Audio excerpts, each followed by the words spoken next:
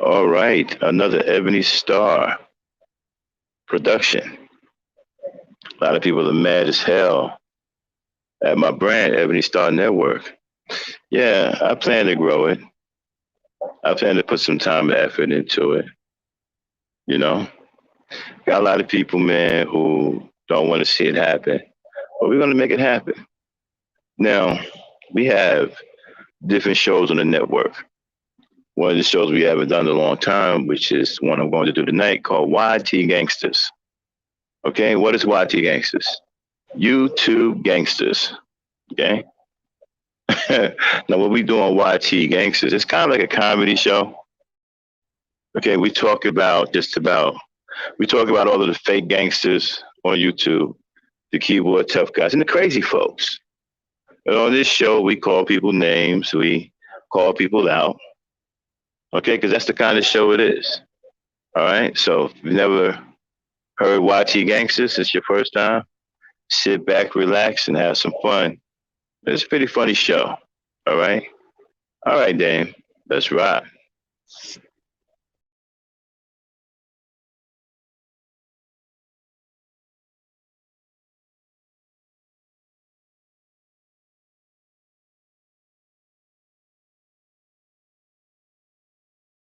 I ain't got time to waste.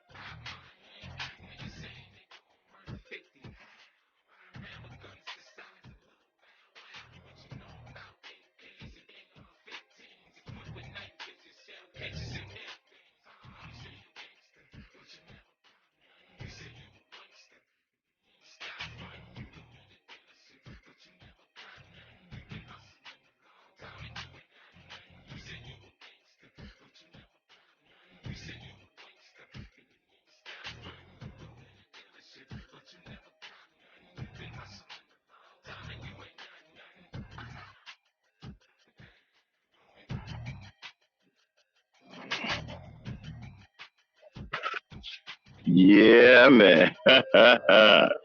Shout out to everybody in the chat. What's up, Remy? What's up, Mika? Hassan Burton. Oh man, you guys are here for YT Gangsters tonight, huh? You guys are in the mood for some shit tonight, right?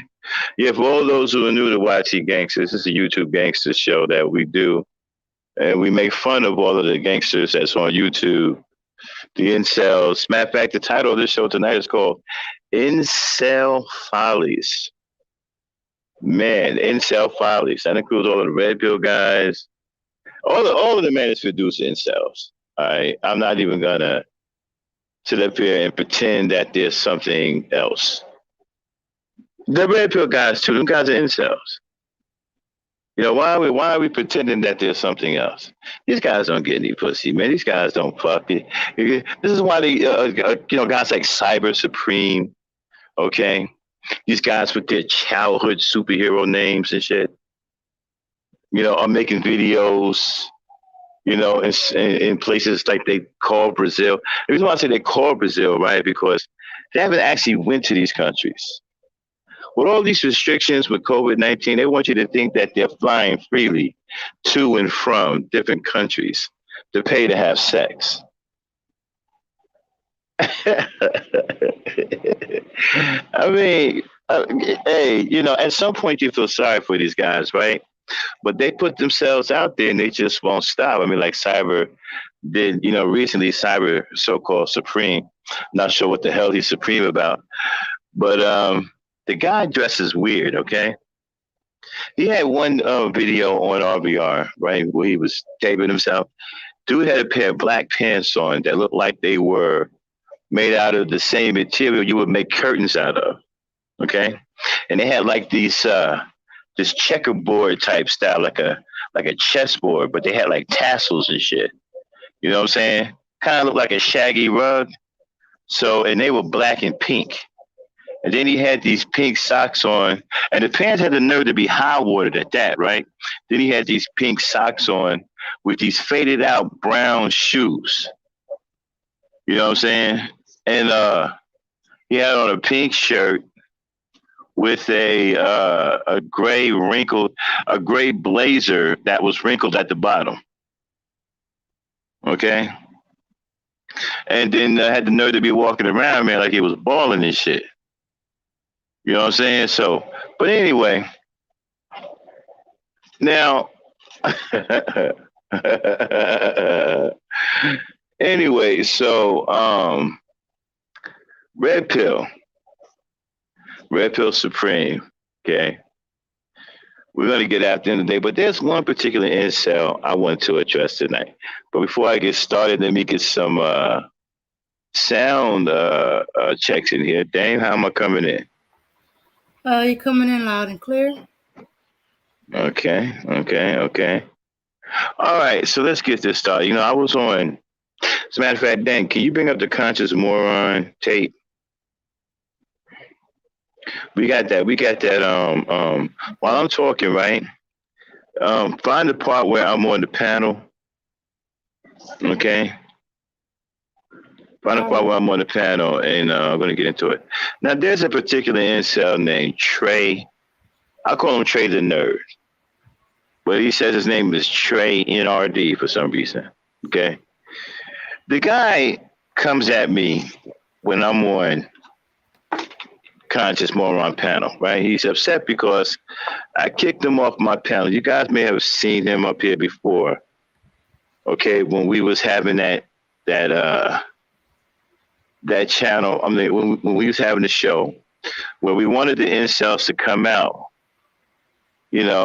and discuss their talking points, right? And he came out that day along with some dude named Hood Exclusives or Hood Conservative or some shit like that. Anyway, we proceeded to have a back and forth, but it got to the point where you couldn't talk to him. He became pretty much, a violent person and didn't want no one to talk. You see, that's the problem with these dudes. They got like mental issues. They don't know how to have conversations. When you challenge their talking points, they get mad and they get emotional and they accuse you of being emotional. But they're the ones who start with the outbursts. They overtalk you, which is all emotions, by the way. Something that they're accusing you of doing, right? That's their trick. They accuse you, so you won't accuse them. Like, man, no, I accuse you. No, you're emotional. No, you emotional. No, I accused you first. So I guess to them, if they accuse you of being emotional first, you can't accuse them of being emotional back. You know, just very immature mentality. Very juvenile mentality. So I kicked them off the panel because it got to a point where it was ridiculous, right? So we're on Conscious Moron panel today, right? I come on there. So immediately he comes in, he's upset about the fact that I kicked him off the panel. So he goes in, he said, I kicked him off the panel because I got emotional about him saying that Tamir's Wright's mother pretty much was an unfit mother. Okay? Now I understand why would you, okay, a young man was gunned down in the park, someplace where he was allowed to be.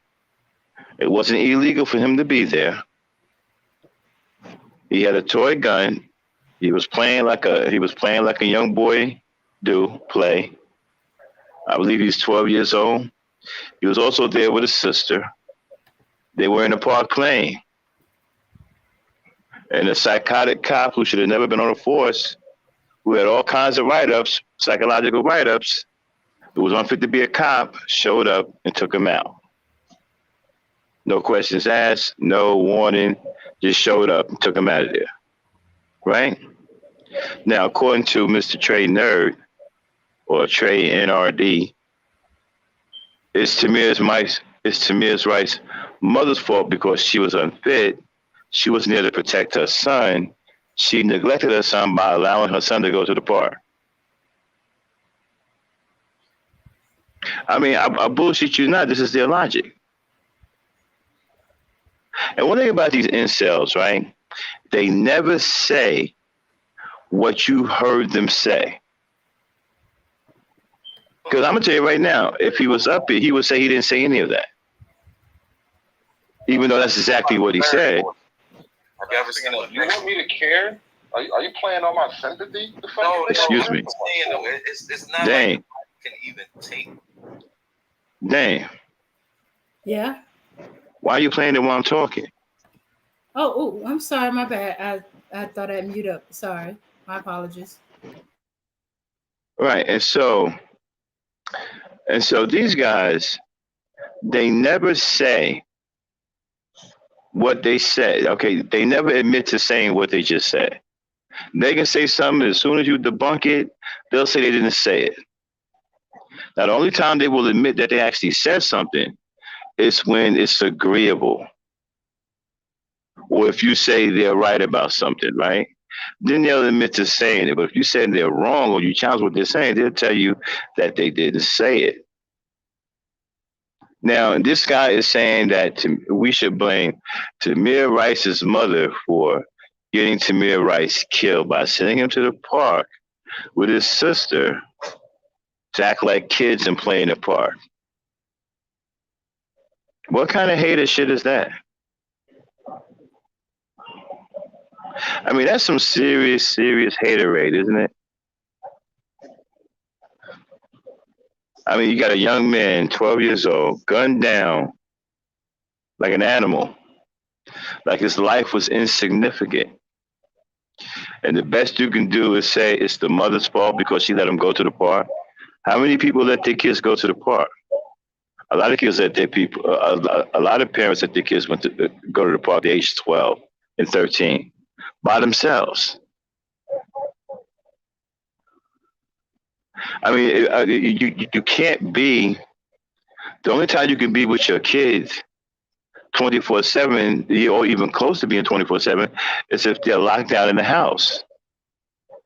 And even then, you can't be there because you got to go to work. Okay, at some point you're going to be out of the house doing something. So you can't be with them everywhere, and going to the park is supposed to be safe. Kids go to the park. You go to the park now, it's filled with a bunch of 13, 14-year-olds, 12-year-olds, 10-year-olds, 9-year-olds. It's filled with a bunch of kids of all ages.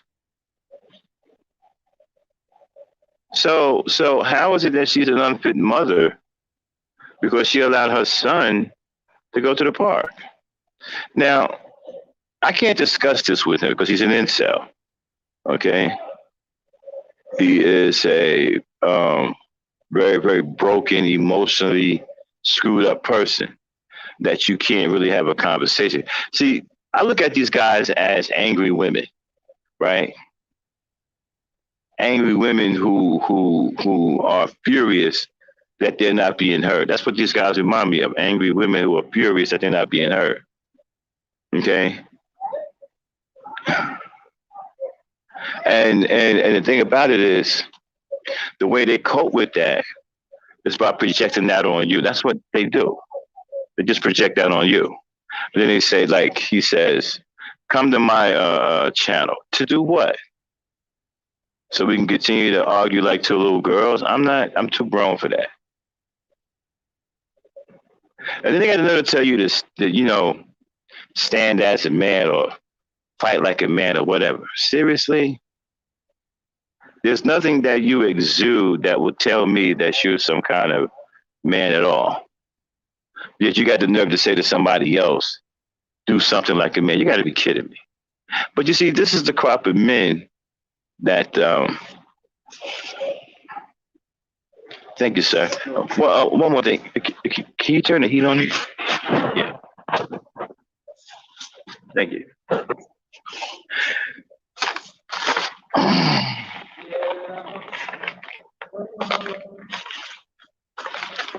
They didn't put a drink in here, huh? Okay. Sorry about that, y'all. I was getting my food. But anyway, where was I? Yeah, so these aren't the kind of men that black women are going to have. I was a child. These aren't the kind of black men that black women can count on. Okay? Hold on 1 second. Dang, do me a favor. Take up for me real quick. I'll be right back. All right.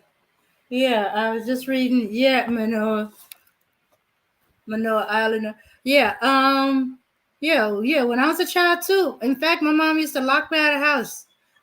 They thought it was a good idea for the kids to get out, have fresh air, go play, burn some of that energy up. So they could either clean the house, keep the electric bill down if you had air conditioning. Just go play.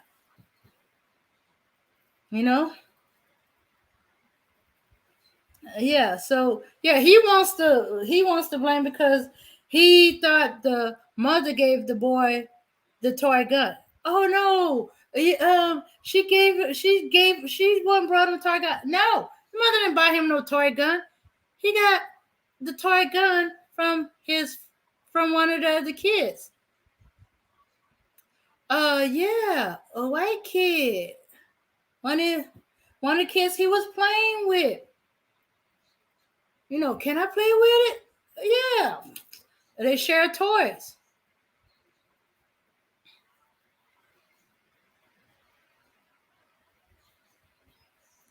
Yeah. And you didn't think the cop was wrong that they knocked his sister to the ground and handcuffed her, 14-year-old. She's crying out. She's trying to save her little brother. And they knocked her down to the ground and handcuffed her. 14 years old. Oh, no. No, the police ain't wrong for that, right? They're not wrong for shooting a kid. You in a park with a bunch of kids. Didn't even care about the other kids in the park.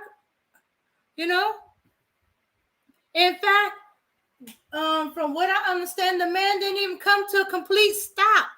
He already had the gun out and firing. Pretty much shot him from the car. Don't tell me that time the looks see a gun and made an assessment that it was whether it was a real gun or not. No, he saw a black kid would look like a gun. And I bet you he didn't even see the child as a child. He probably saw that, one of them grown men have a gun. The children in danger. No, I don't think so.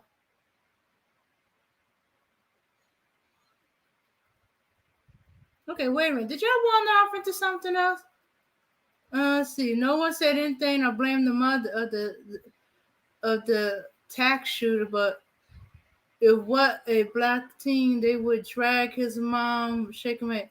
Nope, they didn't think of it for the They didn't drag the parents for the from the Buffalo shooting neither. So yeah. So you gonna blame the mama? Okay. You don't want to blame the mother, the boyfriend, the grandparents, that they were so unobservant that they didn't notice him having ammo clips. And then when he got 18, he brought a gun. Okay, I'm back. Okay, I didn't even want to get into this because it ain't having nothing to do with this. I know it's harsh. A bunch of kids got killed, but trust me, if he had been firing at the police, he would have been just arrested like the Buffalo shooter was. The Buffalo shooter was smarter. He wasn't angry. We're not talking about. Okay, where are we going? Okay. Anyway, we're talking about how they don't see our kids as kids. Yeah, let me stay on topic, okay, before we get way out there into something else. Okay. Thank you. I appreciate you stepping in. But yeah, let's get back to these incels. Like I was saying, so his whole thing is that Tamir Rice's mother is the reason why he's dead. Now, he's saying that we don't want to, because we're emotional, we don't want to admit that she was pretty much was an unfit mother, or she was derelict, or she neglected her son. Okay?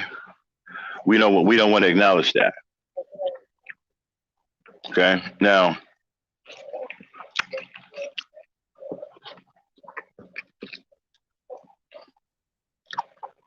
it's kind of hard to address these types of situations, right? I've never ran into a guy that had this kind of hatred for a woman, especially a black woman. What kind of black man walks around and harbors that kind of hatred for a black woman that you will find anything that you could possibly find to turn against a black woman? Now, it's obvious that that young man didn't cause his own death. And it's obvious that his mother was not derelict in any way. She was not neglecting her son in any way. Okay? She's not the cause of his death either. The cause of his death was a crazy, mentally unbalanced white cop who should have never been on a force. That is what and who caused his death. Okay? Now, the fact that you would sit up here and try to blame it on his mother tells me a couple of things about you. Is that you guys are somebody we should be focusing on as enemies to black people, right? Like, we shouldn't let you in our spaces. We should treat you like the Ku Klux Klan. Right? You shouldn't be allowed to come into black spaces talking like that. I mean, to say Tamir Rice's mother had anything to do with his death is egregious.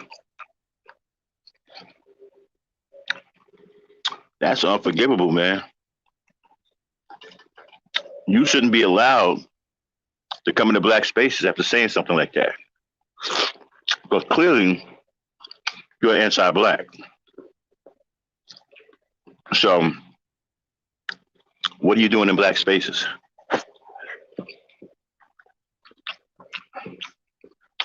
See, we got to start retaliating, okay? We got to start pushing these kinds of people out of our black spaces. Clearly they don't belong here.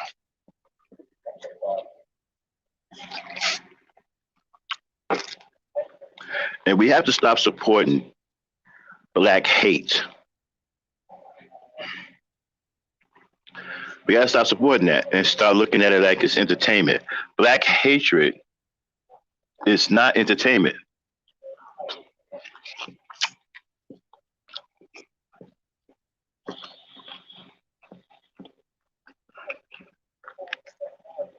It wasn't entertaining when the Ku Klux Klan was exercising black hatred, when they were burning people alive and hanging people and feeding babies to alligators. It wasn't entertaining when they was gouging Emmett Till's eyes out while he was alive. That wasn't entertaining. So why should it be entertaining when Trey the Nerd is doing it, or Trey NRD, or Hood Conservative, or the Manosphere, or RBR? Why should it be entertainment? It's not entertainment. Black hatred, stop thinking black hatred is entertainment, and stop being cowards and start exercising some pushback and don't allow these people in your black spaces.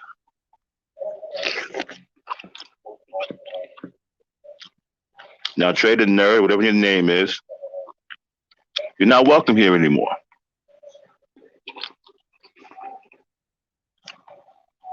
I'm gonna lead by example. None of you guys are welcome here anymore. I don't want to see none of you over here. Okay? I don't want to see none of you black woman haters over here in this space. I don't want to talk to you. I don't want to know you. I ain't got no love for you.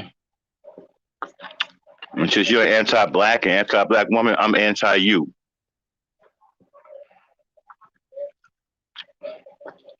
So do yourself a favor and stay clear of this channel. You're not welcome over here.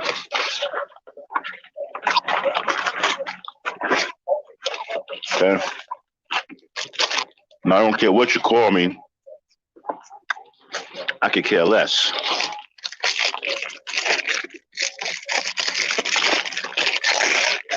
Sorry about all the noise, y'all, because I'm eating dinner while I'm talking to you guys.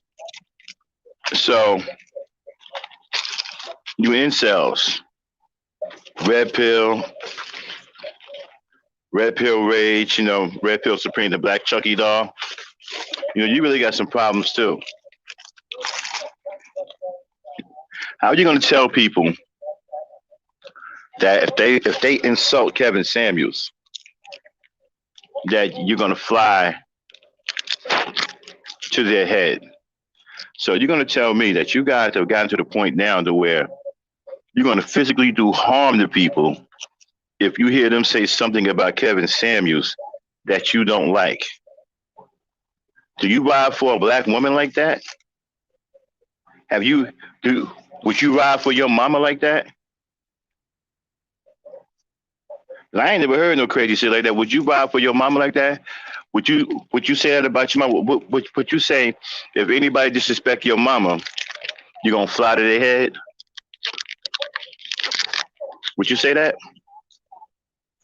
Would any of you woman-hating dudes say something like that? Would you ride for your sister like that? Would you ride for your daughter like that? I never heard none of you weak niggas say, if you disrespect my daughter, I'm gonna fly to your head. I ain't never heard nothing like that. Matter of fact, I heard one of you incels say, if a tall white man punched your daughter's lights out, that you would blame her for it.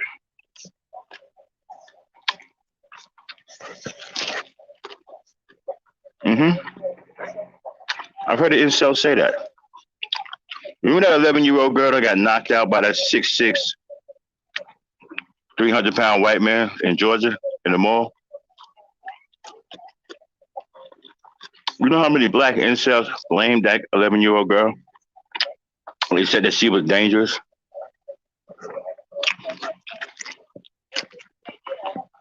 So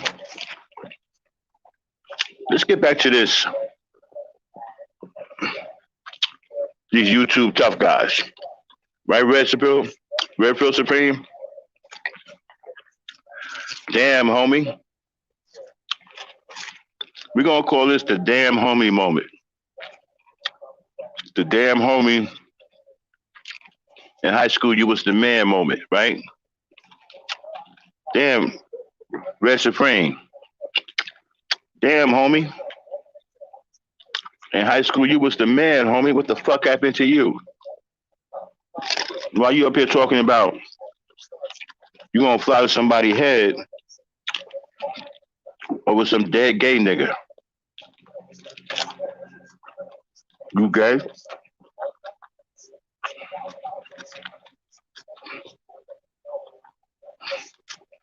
So again, I want to know any of you niggas talking that crap about trying to harm somebody over speaking their mind about Kevin Samuels. Are you talking like that for your daughters? Are you telling people if they say something about your daughter you don't like, are you gonna fly to their head? What about your sister, your grandmama, your mama? You ride for them like that?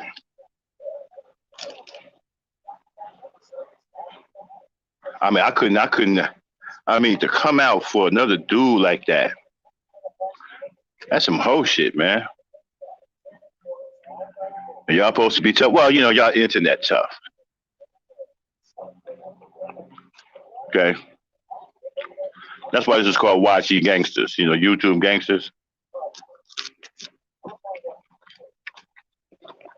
You guys are internet tough. Get on here, run your mouth, knowing damn well you won't say that in real life to nobody. Go around a bunch of dudes or a couple of dudes talking about, if anybody says something disrespectful about Kevin Samuels, I'm going to fly to your head, see what happens to you.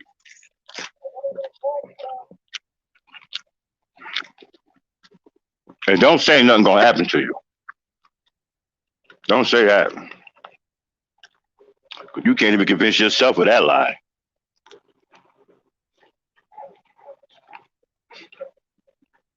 And that's something, man. You guys got no respect for women. But yeah, you get this gay dude who did nothing but disrespect women.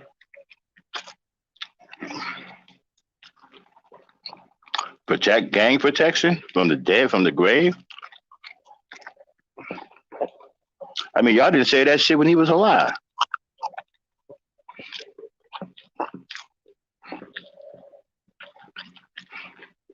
You know? When the man was alive, I didn't hear y'all say shit like that. Y'all wasn't on no, hey, if anybody disrespect Kevin Samuels, we're going to fly to their head. Y'all wasn't on it like that.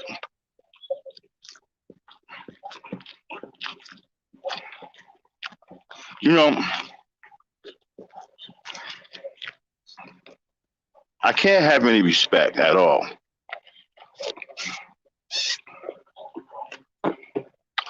for any of you guys anymore. You incels, YouTube, tough guys. Can't have no respect for none of y'all no more. Because for one, you're an embarrassment.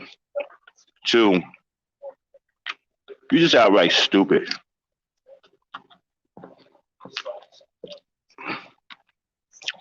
I mean, how can you have your manhood intact after saying some crazy shit like, if anybody disrespect Kevin Samuels, I'm going to fly to their head. And we got the tape. Matter of fact, hold on. Damn. Yes. Okay, you got the Conscious Moron tape queued up? Yeah. Mm-hmm. Okay, now while you playing that, see if you can find that Red Supreme tape. Okay. You know what I'm talking about. Mm-hmm. Okay, y'all, so let me play a little bit what happened on Conscious Moron. Shout out to Conscious Moron. What happened between me and Trey Nerd. Play it, Dan.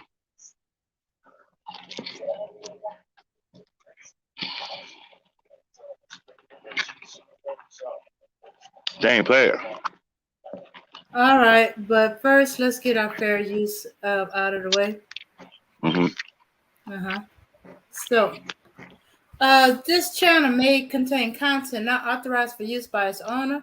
However, according to Section 107 of the Copyright Act of the United States, the fair use, I repeat, the fair use of copyrighted work for purposes such as criticism, definitely, comment, oh yes, news reporting, only for those who don't know, teaching, we're going to learn something new today. Scholarship or research is not an infringement of copyright. All right, let me get that back. All right. Here we go. Charlene done jumped up here all quiet.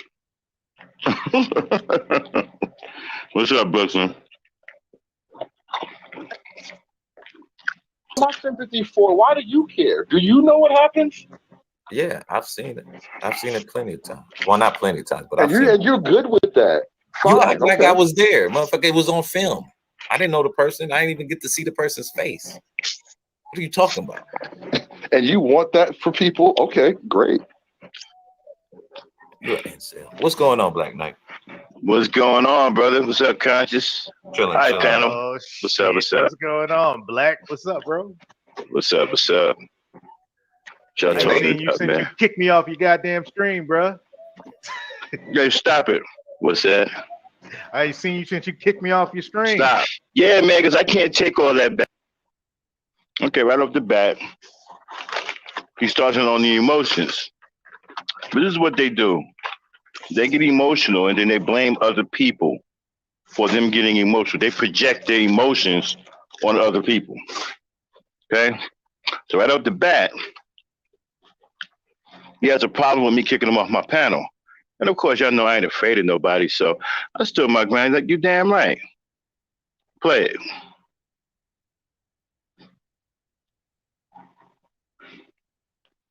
Yeah, I'm too old for that, bro. Oh, man, get out of here, bro. Oh, you could have man. came right over to my stream afterwards, man. Open Listen, invite. if we're gonna have, I'm into having conversations now. I'm not trying to do the little back and forth, little childish shit. No, you All right, like let's have a authoritarian. conversation. Yeah. Let's do No, I it. wanted to ask you a question. A very specific question, because you came in. It's weird. The reason you kicked me off is similar to the reason that we're talking, to the idea we're discussing right now.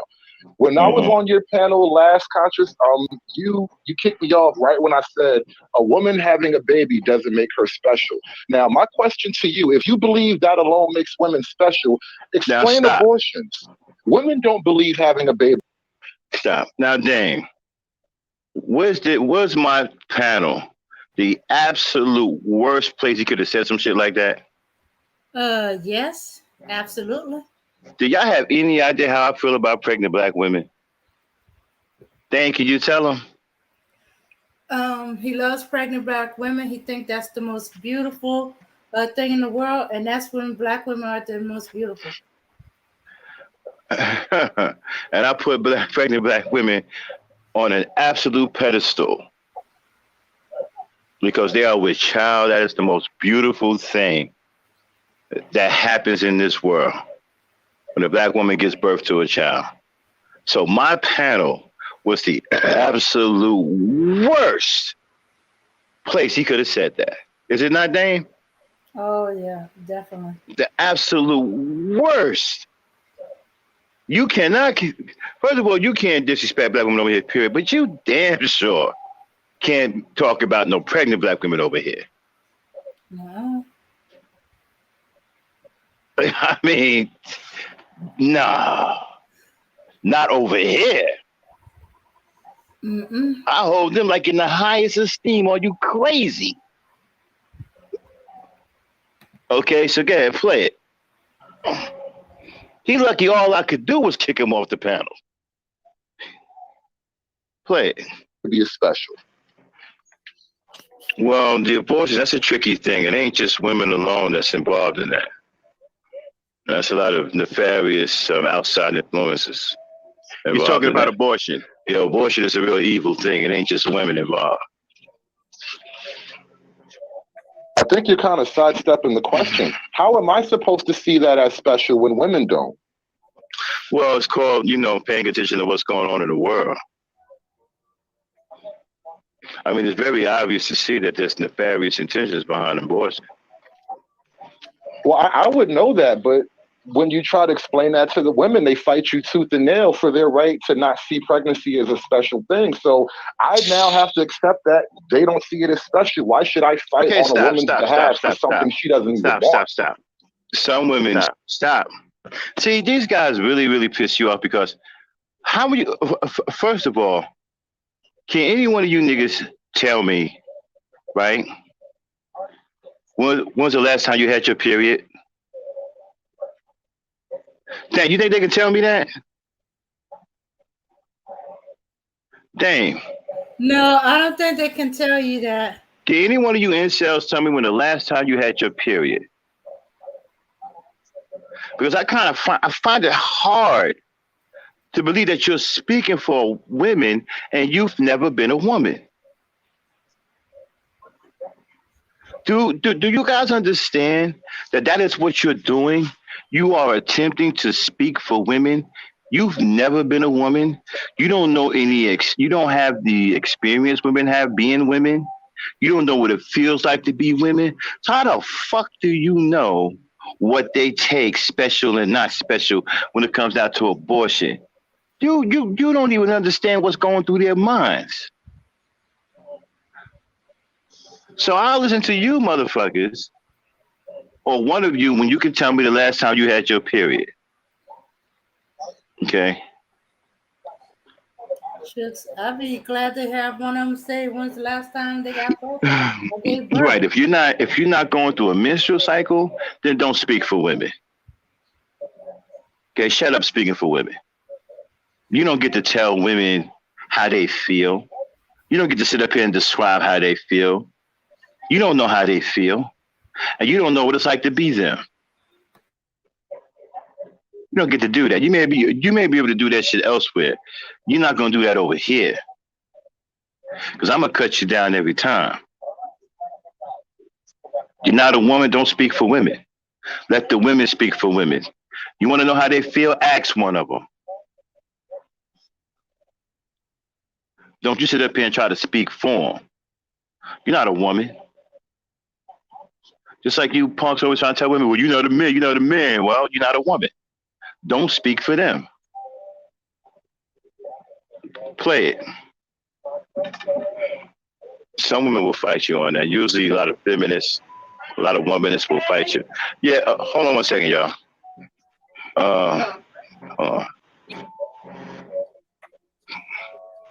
What's up, Mo? And thanks Maurice everybody Delk in for the coming. house. All the new folks. I got one new dude. I think it was Cyber. Guys sitting up here trying to speak. See, that's the problem. That's one of the reasons why you guys have so many problems. But y'all kind of got a little trying issue to with speak Mags, for don't y'all? I done seen a couple of panels when y'all was on his neck a little bit.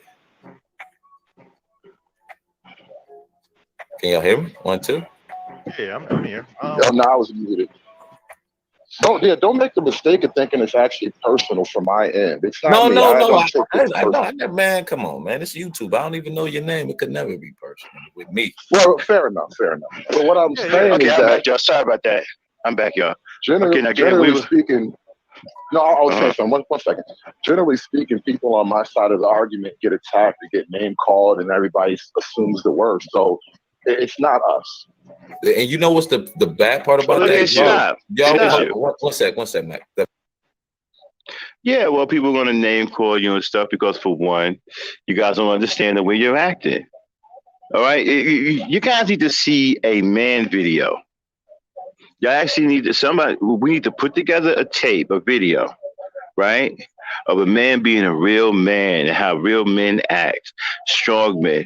And you guys need to watch that video over and over and over and over and over again.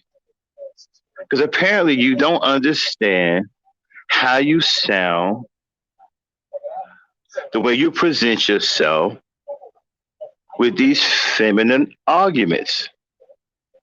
Men don't even argue the way you guys argue. We don't say the things that you say.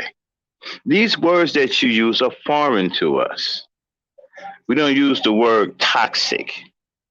We don't use the word masculinity. That's not the way we talk. I've never called another man masculine until I got here on YouTube. When I hear all of this going back and forth, well, these are masculine men. What? I've never said that to another man. Hey, man, you're masculine. What? We don't talk like that. I see you soft, effeminate, um, um, gay inspired dudes, man. Y'all into all of that because you don't have any masculinity, or you probably don't feel like you're a man enough. You probably don't feel like you got any dog in you. You know, you probably been afraid all your life. Probably can't fight. Probably got chased home from school by little girls. You know what I'm saying? With angry faces and balled up fists. Okay. Probably got stuck up by a few girls. They took your lunch pail, took your lunch money, hit you over the head with an apple or something, chased you home, gave you a wedgie. You see, y'all got a girl problem. Susie May kicking your butt back in grade school. Susie May and Sarsaparilla. They bullying the hell out of you. How you get bullied by girl? Susie May and Sarsaparilla bullying the hell out of you niggers.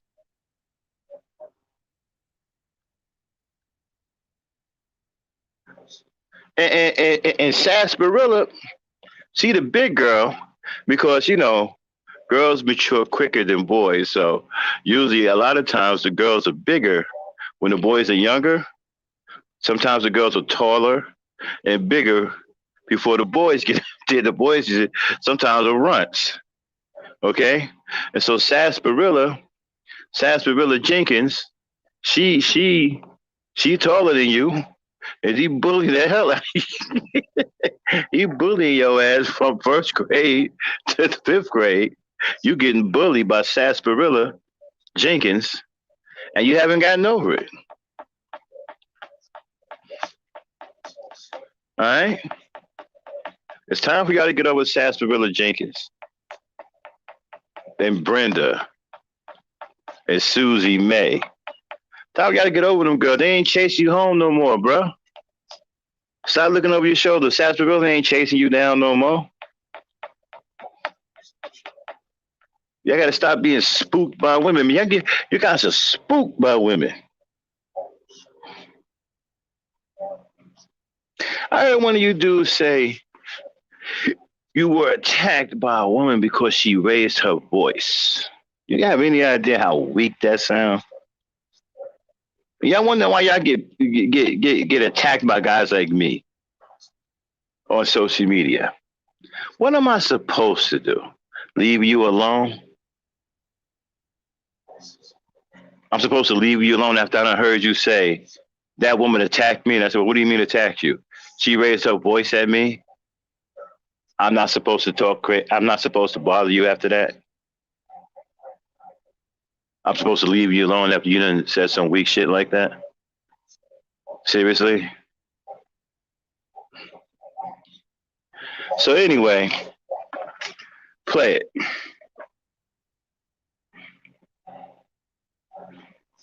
The bad part about that is because y'all been attacked so much, y'all think everybody gonna attack you when people just trying to talk to you. Well, everybody should attack them. See, I'm not in sugarcoating anything, man. We grown ass people. Well, here's the deal, guys. Now we're used to getting attacked, and we have no deal with it. We just lean into it and laugh at it. However, when the situation is reversed, kind of like on your panel, Black, when we hit you hard, with hard questions, thank you. You got to kick us. You can't handle it. You can't lean into it. You can't handle it. You have no defense. Stop. So, okay, these guys didn't hit me with any hard anything. Okay, they don't have any real hard questions for me. These guys are a joke. All right, so I don't know what they're talking about. They're over here lying. We can play back the tape where these guys were on my panel. I had no, I didn't struggle with these guys at all. The thing about it was, he got kicked off the panel for being unruly and disrespectful. He didn't get kicked off the panel because they asked me a hard question that I couldn't answer. These guys are very disingenuous. They think that they're smarter than what they really are. They think that they dropping some serious, you know, super knowledge. Well, women are hypergamous. Ooh, that's deep. Women are practicing hypergamy. Man, that's deep. I mean, they really think they dropping some serious shit. They ask you a question, a loaded ass question. Well, you can't blame the father for not being there. What? Fuck you talking about? Well, the blame got to be on the mother. The father ain't there. You can't blame the father for being there. What? Fuck you talking about? Play it. What is it, bro? What's the Okay. deal with that? Okay. Hold on. Can y'all hear me? Yeah, we my can boy. hear Yeah, we you. hear you, bro. We hear you. Sound like you Borgin. Is he Borgin conscious or is it just me? It might just be you. We Because hear I you can loud and clear, It bro. was you for a TV. second. I hear Yeah, I hear everybody good. Can y'all hear me now? Oh, my. Yeah, but I'm Borgin though. But everybody's chopping up to me. So let me go out and come back in. All right. We got you too, bro. Speak. We hear you loud and clear. Can you hear me now? Yeah, because Yeah, I'm My Borgin. internet took a dive. Y'all all chopping up to me. So hold on. It's me. Let me go out and come back in. All right. Yeah, that's him. But yeah, man, most people on the right, people who push some kind of conservative argument, we literally go into the lion's den every time. So we don't come out swinging, bro. Okay, Dave. Fast Yes, y'all forward. do, Okay, how long man. will it take me Yes, to come y'all back up? do. You might not see it as swinging, but y'all come out swinging. How long did it take me to come back up? Yeah. Just go back to when I came back up. I don't want to hear it. Keep going.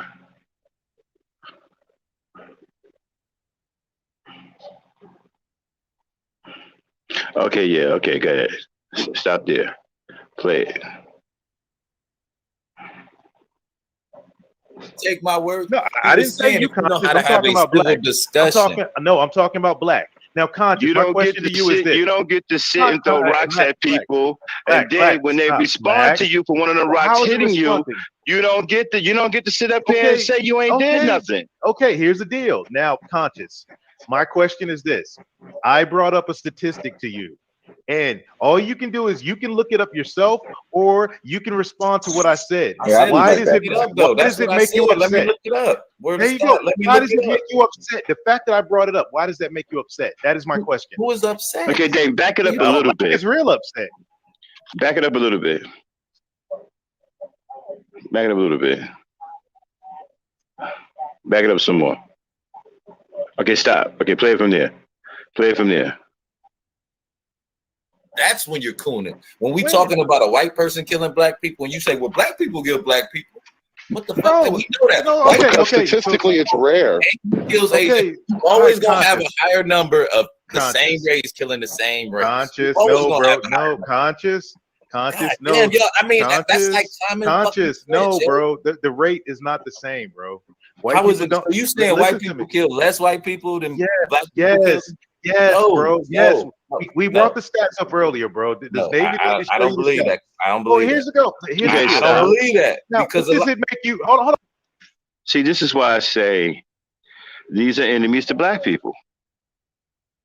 According to him, it's not the same. White people kill less black people than black people do.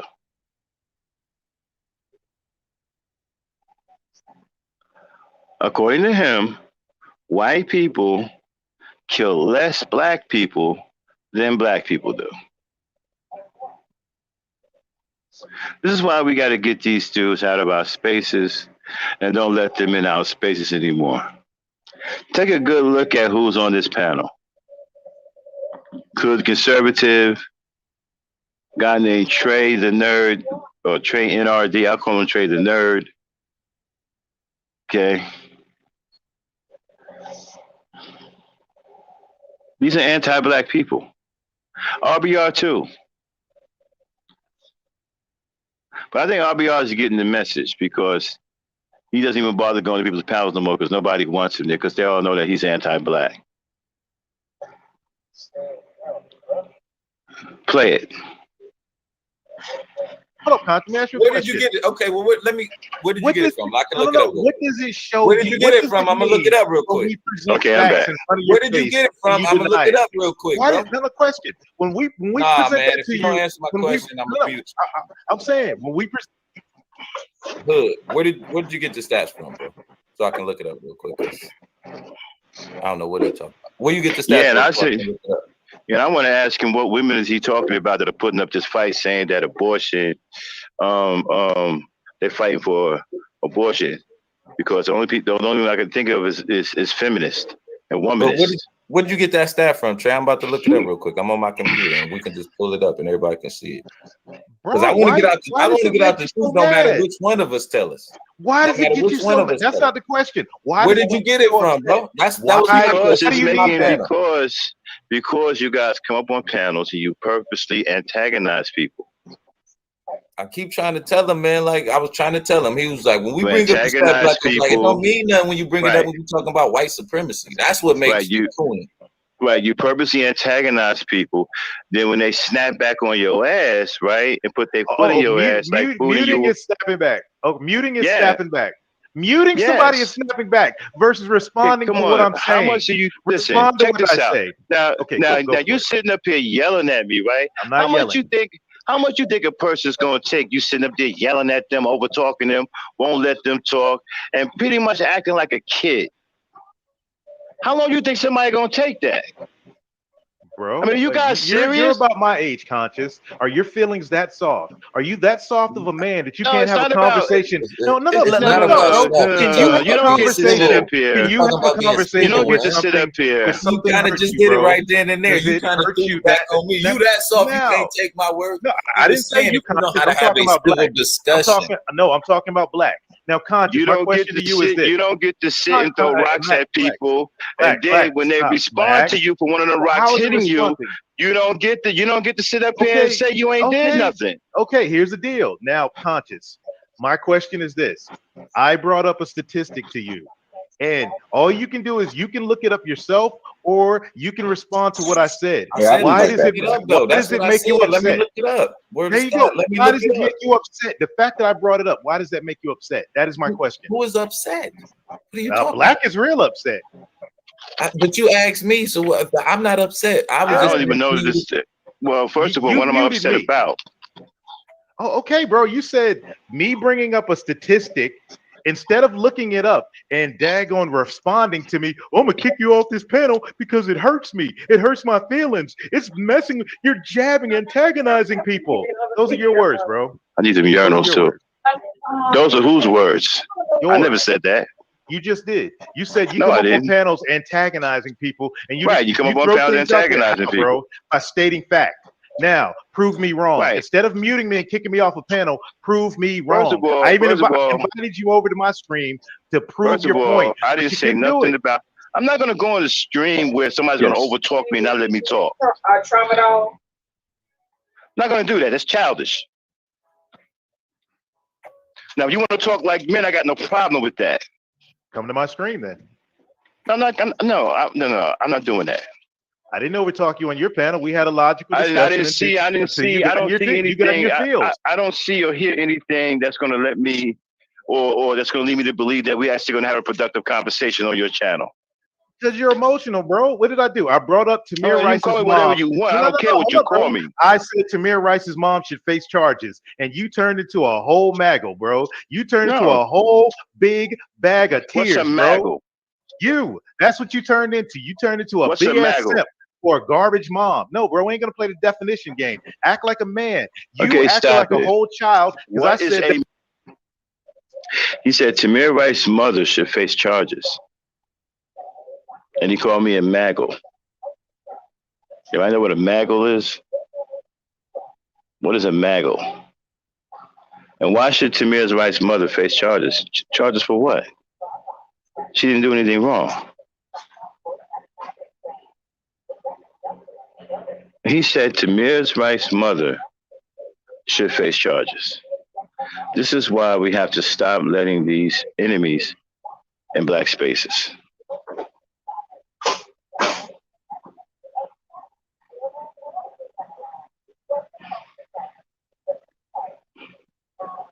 Did y'all hear that? Tamir Mike's mother should face charges. For what? Now they would make this cockamamie argument that she gave him the gun, which is not a real gun. It's a toy gun. Actually, I'm not even going to call it a toy gun. I'm just going to call it a toy. That's what it is. It's a toy. She gave him a toy. Well, I don't know if she gave him the toy, but he's in the park playing with a toy. She let him go to the park. She didn't do anything wrong as a parent. So why is she being brought up on charges? Thank you.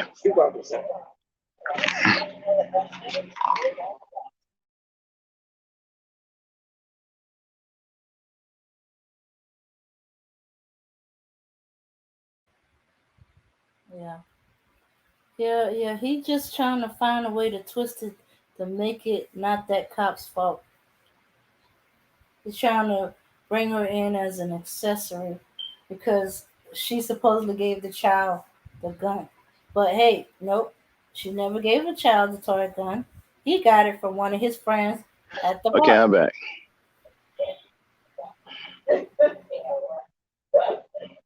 A MAGA is a black man who support black women that they don't like. Okay. So I support Tamir Rice's mother. They don't like Tamir Rice's mother. So that makes me a MAGA. It's childish, man. When are black men going to grow up? You can come up with all these creative words and creative names to call each other, but you can't figure out anything positive to get out of this of the situation that you're in.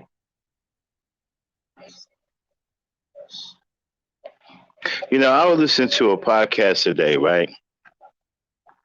And how a lot of black dudes are hell bent on these scholars, these scholars online. You know, guys like Brother Jabari, conscious community, you know, and they really hooked on scholarship, right? Now, don't get me wrong. I have no quarrel with scholars. Well, some of them I do, because some of them are crazy too. But the problem I have with this is this, right? None of these so-called black scholars bring anything to the table that's going to help black. The only black scholar I've seen with some serious solutions, and black people for some reason just won't listen or do anything he says, is Dr. Claude Anderson and Dr. John Henry Clark. And black folks don't want to have nothing to do with these people. These people got real solutions. Sinetta and them don't have any solutions. Brother Jabari don't have any solutions. They sit up there and talk that Dr. Martin Luther King feel-good crap that plays on your emotional heartstrings. We need to connect to Africa. Connect where in Africa? You know how many countries in Africa? Where are you connecting to? And how the hell did we come out of Egypt? You have any idea how far that is? I'm not even talking about in distance. How far that is away as far as generation and DEA and genetic makeup? You have any idea how far they are away from us in those areas? In those biological areas? How the hell do we end up coming out of there?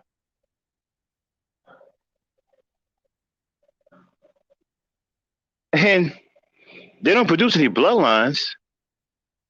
Then again, you're talking about a guy who says he's a Kemetic priest. Something that stopped ages ago. The last Kemetic priest that was ordained officially happened thousands of years ago, ages ago.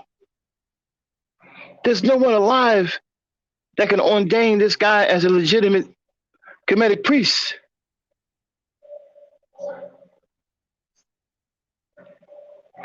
But black people keep falling for this crap. They come out, well, this scholarship, scholarship. Academics that I haven't heard do a damn thing to change black people's position for the better. Now I've heard them fight the good fight, some of them, okay, but they haven't did anything to overcome anything. They fight the good fight, and then at the end of the day, they say some of the same things those of us who aren't scholars say. They find themselves saying the same things. Oh yeah, if it was a black person, they would have called the law. If it was a black person, they would have got shot. If it was a black person, you know what would have happened. At the end of the day, your scholars find themselves saying things like that. They sound like the rest of us.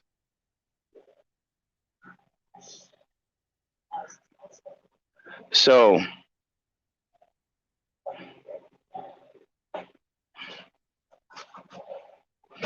exactly, bro, speak. You know, you actually got to put the work in, guys. Y'all just can't sit up here and wish that something is going to change without actually doing the work to make it change. So getting back to this guy here, he says that Tamir Rice's mother should be brought up on each other. Now let's see if he says something else. Go ahead, Dane, play it.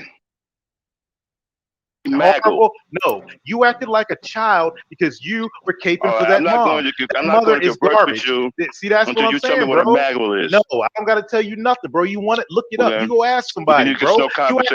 You act like a man. Stop sitting there chewing on your gums and act like a man, bro. A man will sit there and talk. Yeah, bro. A man will sit there and talk. You know what I'm saying? Hey, what's this? What's that? No, bro. You were caping for Scrag, and you cape for Scrags 24/7, bro. And that's why you got mad and kicked me off when I said that mom should be brought up on charges for neglecting her son. Okay, that's it then. So you can get them on content. What else y'all talking? So, Tamir Rice's mother should be brought up on charges for neglecting her son. Are you kidding me? You see how serious he sounds? He's not playing. He really means that shit. She should be brought up on charges for neglecting her son and saying that she's got, whoa, where's his father? Should his father be brought up on charges for making his mother a single mom? Should his father be brought up on charges for not being there to tell his mother, to tell his son he's not going outside that day? I got some things for you to do. Should the father be brought up on charges for not being there? Should the father be brought up on charges for neglecting his son because he's not there? He's not raising his son. He's not teaching his son. He's ignoring his son. Isn't that neglect? Should the father be brought up on charges for neglect as well? Because he's nowhere to be found. And he certainly wasn't there to protect his son. So should he be brought up on charges too? See, when you put their feet to the fire, they get to squealing, hollering and screaming like hit dogs. Right?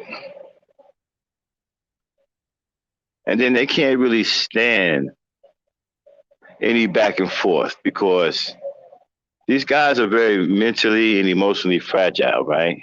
So when you start debunking what they're saying, they start freaking out. They become unhinged. They become unglued. They start cursing you out. It's kind of like a kid throwing a tantrum.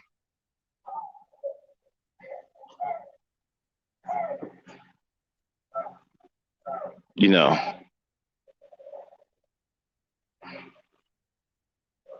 think about that for a second. This man said Tamir's Wright's mother is garbage. She neglected her son, and she should be brought up on charges. What kind of hater shit is that?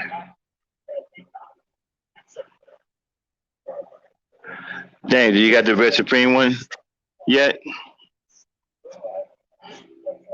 Hold on a Yeah, second, but I guys. can't find. I mean, I'm not. I haven't been able to get to where he says that. Okay, hold it down for me for 1 second. I'm frozen. I gotta log out and log back in. I'll be right back. Okay. Yeah. So he wants to blame Tamir's Wright's mom for neglect. Okay, she so neglected her child that he was happy having fun at the park till he got shot. Yeah. So she's responsible for her child being so happy that he can have fun at the park, like all children do. Okay, I'm back. All right, Dan, you can drop the link in the chat. Okay. Okay. All right, we can ready to drop the link. Y'all panel's getting ready to open up. You know, y'all come on up and hang out with the Black Knight. It's YT Gangstas. Incel Follies. You got incels running around here with their paper guns, their alphabet guns, locked and loaded. And you know? They seem to be targeting mothers. Yeah, shooting incorrect sentences at people. You know? So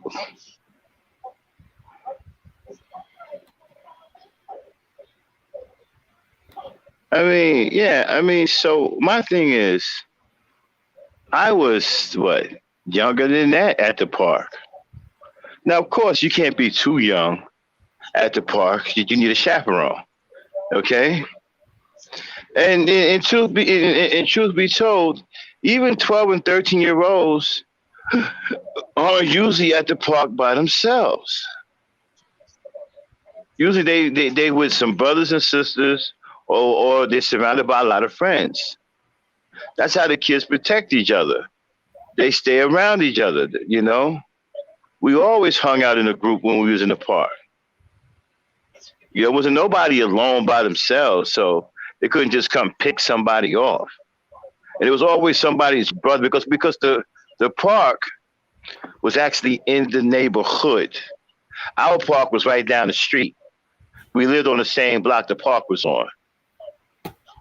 That's an ideal park. That's in the neighborhood. That way, you know, you keep an eye on your kids. You know that they're down the street. Somebody lives across the street watching the park, watching the kids in the park.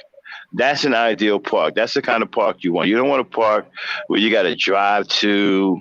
It's way out of the neighborhood. They way up there. You know, no. Okay, now you can have them kind of parks too. I call those community parks. You can have them kind of parks too, but you need also, you know, a park on the block. Okay, that can serve as an area. You know what I mean? Uh-huh. So, what do you think, Dan? He said Tamir Wright's mother neglected her son, and that she was garbage. That she should be brought up on the charges. But what about the father? Mm-hmm. Isn't he neglecting the son too? Yeah. Isn't the father neglecting the son by not taking care of his son? What do these guys think neglect is? And they think that neglect is one-sided? You want to bring the mother up on charges of neglect, but what about the father? How is it that your charges of neglect is so one-sided?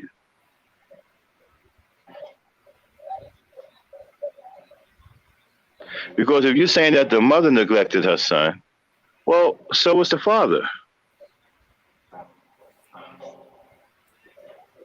He's nowhere to be found. Okay. So what is he doing? Now, if he passed away, that's one thing. But if he's alive, that's entirely something else. And then we have the usual. What do you think, then? You think Sarsaparilla Jenkins is still chasing some of these dudes around? What? I think that some of these dudes are really still see Sarsaparilla Jenkins whenever they look at a black woman. Oh. Or some girl. Yeah. It could be. But that hatred going deep and long.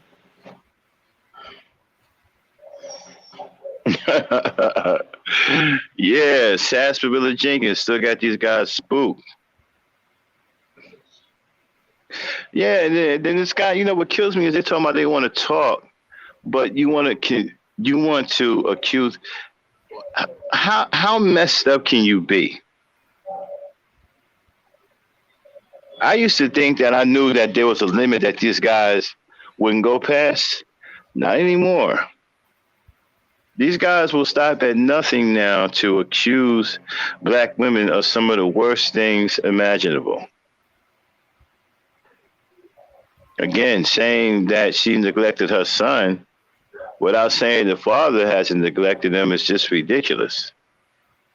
That's not even a fair exchange. The father isn't even in the son's life. Where was the father to protect the son? Why wasn't the father there? Why wasn't the father concerned about where his son was?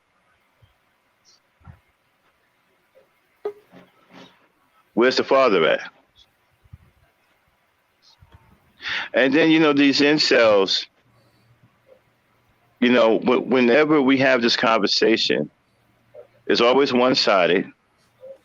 When you bring the father up, they get increasingly emotional. And they always try to take the father out of the equation by saying, well, he's not there and you cannot blame him for not being there. Again, which is ridiculous.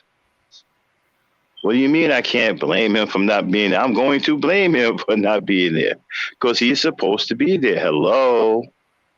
A man and a woman makes a baby. If the man is alive, he's supposed to be there. He's supposed to make every effort to be there because that's his child too. Okay, so you don't get to say, well, he's not there, so we can't blame him. Oh, yes, we can. Is he still alive? Yeah, okay, well then, yeah, we're going to blame him. Is he locked up? Well, yeah, we're going to blame him too. Even if he's locked up, we blame him because for one, you got a child. So you don't go and take the cowaway out by doing some crime that you're going to go to jail for. Okay, that's a cop out too. Go and be a man, get yourself a real job and take care of your children. Man, what is the problem with you guys, man? Don't you know it's a proud thing? Men with pride raise their sons. Back in the day, men wanted sons more than they wanted girls because they wanted to see a version of themselves. They wanted to raise a version of themselves. It was a pride thing. It was a glorious thing for a man to have a son.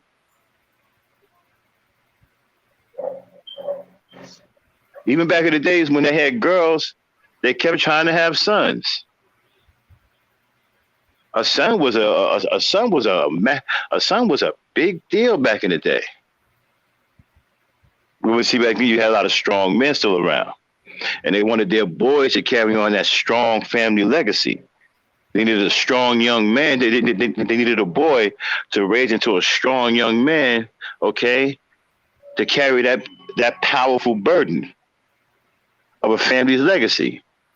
So boys were big. Men wanted boys. Not that they hated girls. They wanted daughters too, but they really wanted they really wanted boys. Okay. Now you guys don't have nothing to do with the boys or the girls. You don't have nothing to do with nobody. You guys don't have any pride. You don't want kids at all. You don't want to have nothing to do with these kids at all. Now, Fathers are retaliating because they see a lot of you Negroes ain't no good. So now what they will put into the boy, they are now starting to put into the girl. They're teaching the girl survival. They're teaching the girl different things. That's why a lot of these women are coming up now and they're kicking ass and taking names. Because they got the elite teachings of a male father in their head. Something that should have went to the son. Now it's going to the daughter. And now she's turning into something that you can't contend with. Okay? She's outdoing you in just about every category, especially in business. Because they got that killer instinct now. Where they get that from? Their fathers. Who do you think teaching them how to get? Who do you think teaching them, like, helping them develop this kind of killer instinct mentality? The fathers are putting it in the daughters because the boys ain't worth shit.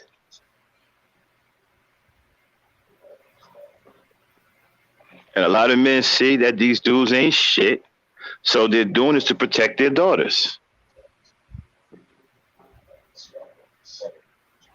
That's why you're starting to see black women with some serious aggression.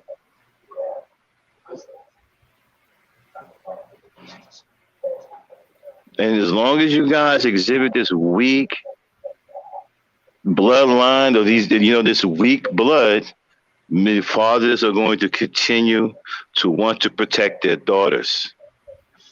And they're going to teach them as if they was teaching their boys. And you're going to start having women now coming up, that got, both sides in their head. And mentally can flip back and forth between both sides and still maintain their femininity. How you gonna contend with that? A woman that can think like herself and think like you. Now what?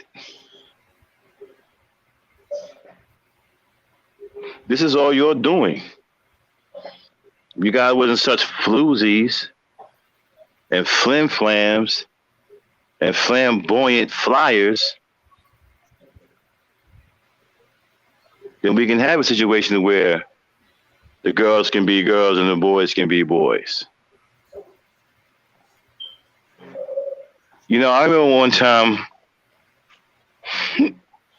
a woman said that a woman can't raise a man, right? Then I heard a woman say she had to be both a mother and a father.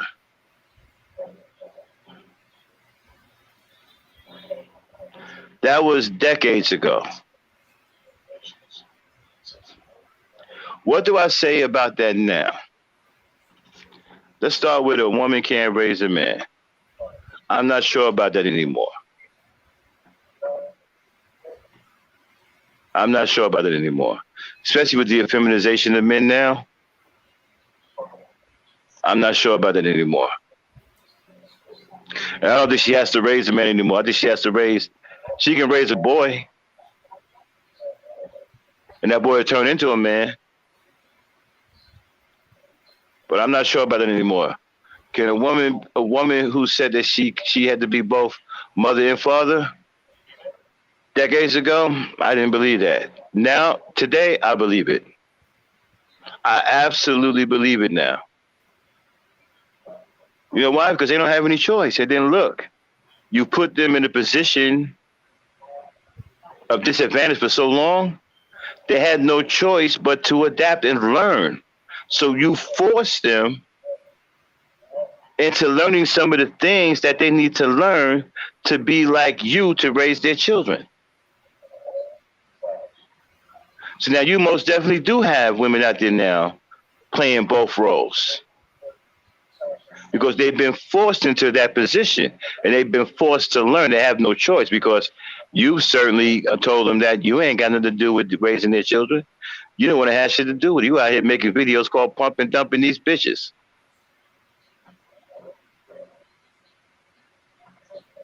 So what is she supposed to do? What exactly do you think is going to happen when you've completely turned your back on her? You think she's going to lay down and die? You think she ain't going to try to find a way? Nigga, you think you that special? So, yeah, maybe decades ago, I wouldn't have gave that a second thought. Today, hey, more power to him. Not only do I believe it, but God bless him. God blessing the women who can do both. Now, I ain't mad at it. I'm not going to sit up here and advocate against. I'm going to sit up here and say, well, you know what? A woman shouldn't be trying to be a father. I'm not that dude. I'm not saying that. Because if that's the case, then you should try to be a father. Perhaps if you were trying to be a father, we wouldn't have to have discussions about a woman trying to be a father or a woman trying to be a man.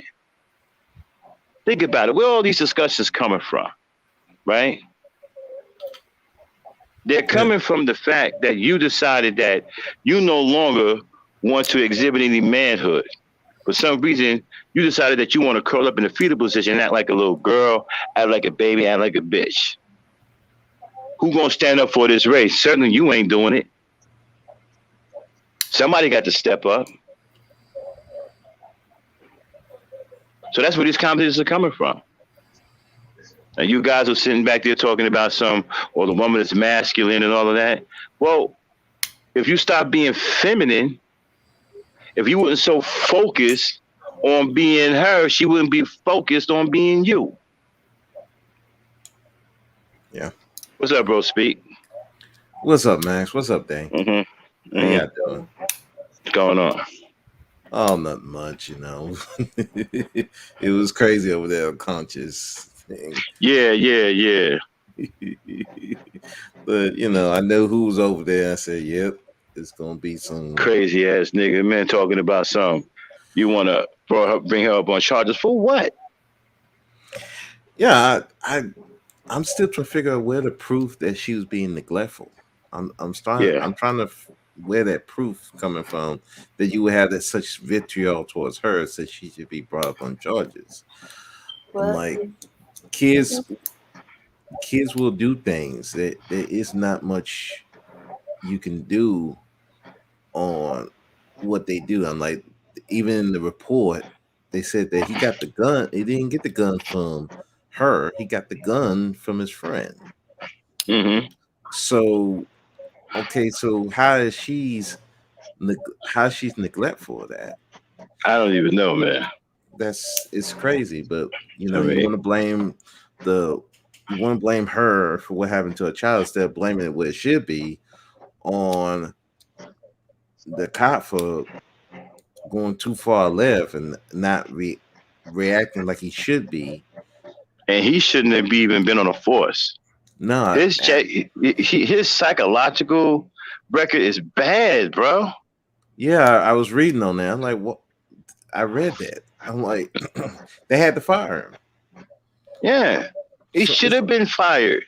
Yeah, and it's sad that you have these cops out here who have mental issues, but they put them on the force because either they're short or, you know, or that's how they want it. You know, mindless slaves that they could train to be the attack dogs. Mm-hmm. And this is what you get. You get people getting shot up when they shouldn't be shot up. So, Kai, you know, it's crazy. And then you got black guys who just like the cops are justified. I'm like, there's no way you can justify that shit. I'm like, there is. You know, people. It's like I said, man. We got to start getting these people out of our space, man. You know, you can't come over here and talk crazy like that, talking about this young man. It's sad what happened to that young man. It really is. That young man never had a chance. That cop didn't shout out any warnings, nothing. Put the gun down, stop, freeze, nothing. The kid never even knew what hit him. Think about that, right? we go through our lives every day, right? Some things we go through, we know it's coming. Sometimes we may stub our toe, we never saw it coming. Imagine when you stub your toe, how painful that is, right? And you never saw it coming. You was just walking and then boom, you fuck your toe up. And it's hurt like hell, right? Imagine a bullet coming out of nowhere. This young kid playing. He had no idea a bullet was coming. Yeah. Couldn't prepare for it or nothing. No. It's tragic. And then to be on some where it was the mom's fault. Mm-hmm. I'm like, come on, man. This is that. Let's RBR too. Oh, RBR too. It's lunacy too. That's because they've been listening to the white media that's trying to put the blame on the parents. Yeah, but you got RBR, right? And you got RBR. This lunacy talking about we got Tamir Rice killed because we voted for Bernie Sanders. You see that kind of lunacy? You know, we got to get that out of here. That's lunacy. This dude spits lunacy every single day on his channel. Okay, blaming black people for killing and getting other black people killed. You know, Kevin Samuels died because we voted for Bernie Sanders. Listening to white people, man, look, get the fuck. We don't have time for this anymore. Him and these incels, they gotta go, man. We gotta get them out of our black spaces. You can't continue to have people like this sitting in our black spaces and say crazy shit like this. Like that shit that Red Supreme said, I guarantee you he wouldn't have said that around no real dudes. Not in real life. Okay, I didn't on the block. I didn't say that part. What did he say exactly? He said if anybody says something disrespectful about Kevin Samuels and shit, he gonna fly to their head. Oh, we got it on tape. Hey, Dan, can you try to find that? Oh, dude. Because it should be the latest Red Supreme. I got it. If you type in Red Supreme, I got the Red Supreme. I just don't know at what. He said it somewhere in the beginning. Okay. We started talking about Kevin Samuels. This motherfucker here. Yeah, just do that part because he said it somewhere. Yeah, talking about he ain't the only one saying it. This motherfucker here. God damn. The more I hear from this dude, the less I like this guy. Who? And Red Supreme. And I was man. I was on Shaky Things beginning because I when he talked about these divestings and stuff. Okay, man, let me tell you something, man. I wish black people would stop it with this divestment. Who gives a damn about divestors? Yeah. Why are we concerned with that? Why do we care about people who decided to leave the community? What do we even care for? They're gone. Exactly. We making them relevant by talking about them.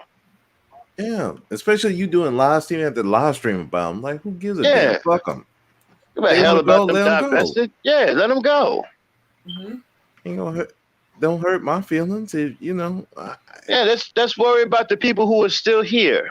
Let's go with the people who stayed. Exactly. Those are the people we rock with. It's kind of like playing football, right? When your star players go down and you get injured, and they ask the coach who's gonna play, he said whoever's healthy. He ain't worried about the people who ain't there. He worried about the people that are there. That's right. Next man up. Exactly, because the people who ain't there can't help them. Mm-hmm. You know what I'm saying? I mean, man, so fuck. If they want to divest, who gives a? First of all, they want us. They want our attention. Okay, so we can make it sound like we feel some kind of guilt that they left the community. I don't give a good flam why they left the community. Mm-mm. I don't feel no guilt. I could care less. You want a white man, I don't give a F. Bye. You want a white man, a white woman? Okay, see you later. Especially somebody Adios. I don't know. Exactly. Not my problem. Even with somebody I knew. And they turned around and told myself, well, I want a white man or a white guy. Okay, bye. Adios. Adios, amigos. That's how it should be. See ya, and wouldn't want to be with. See ya, and wouldn't want to be you.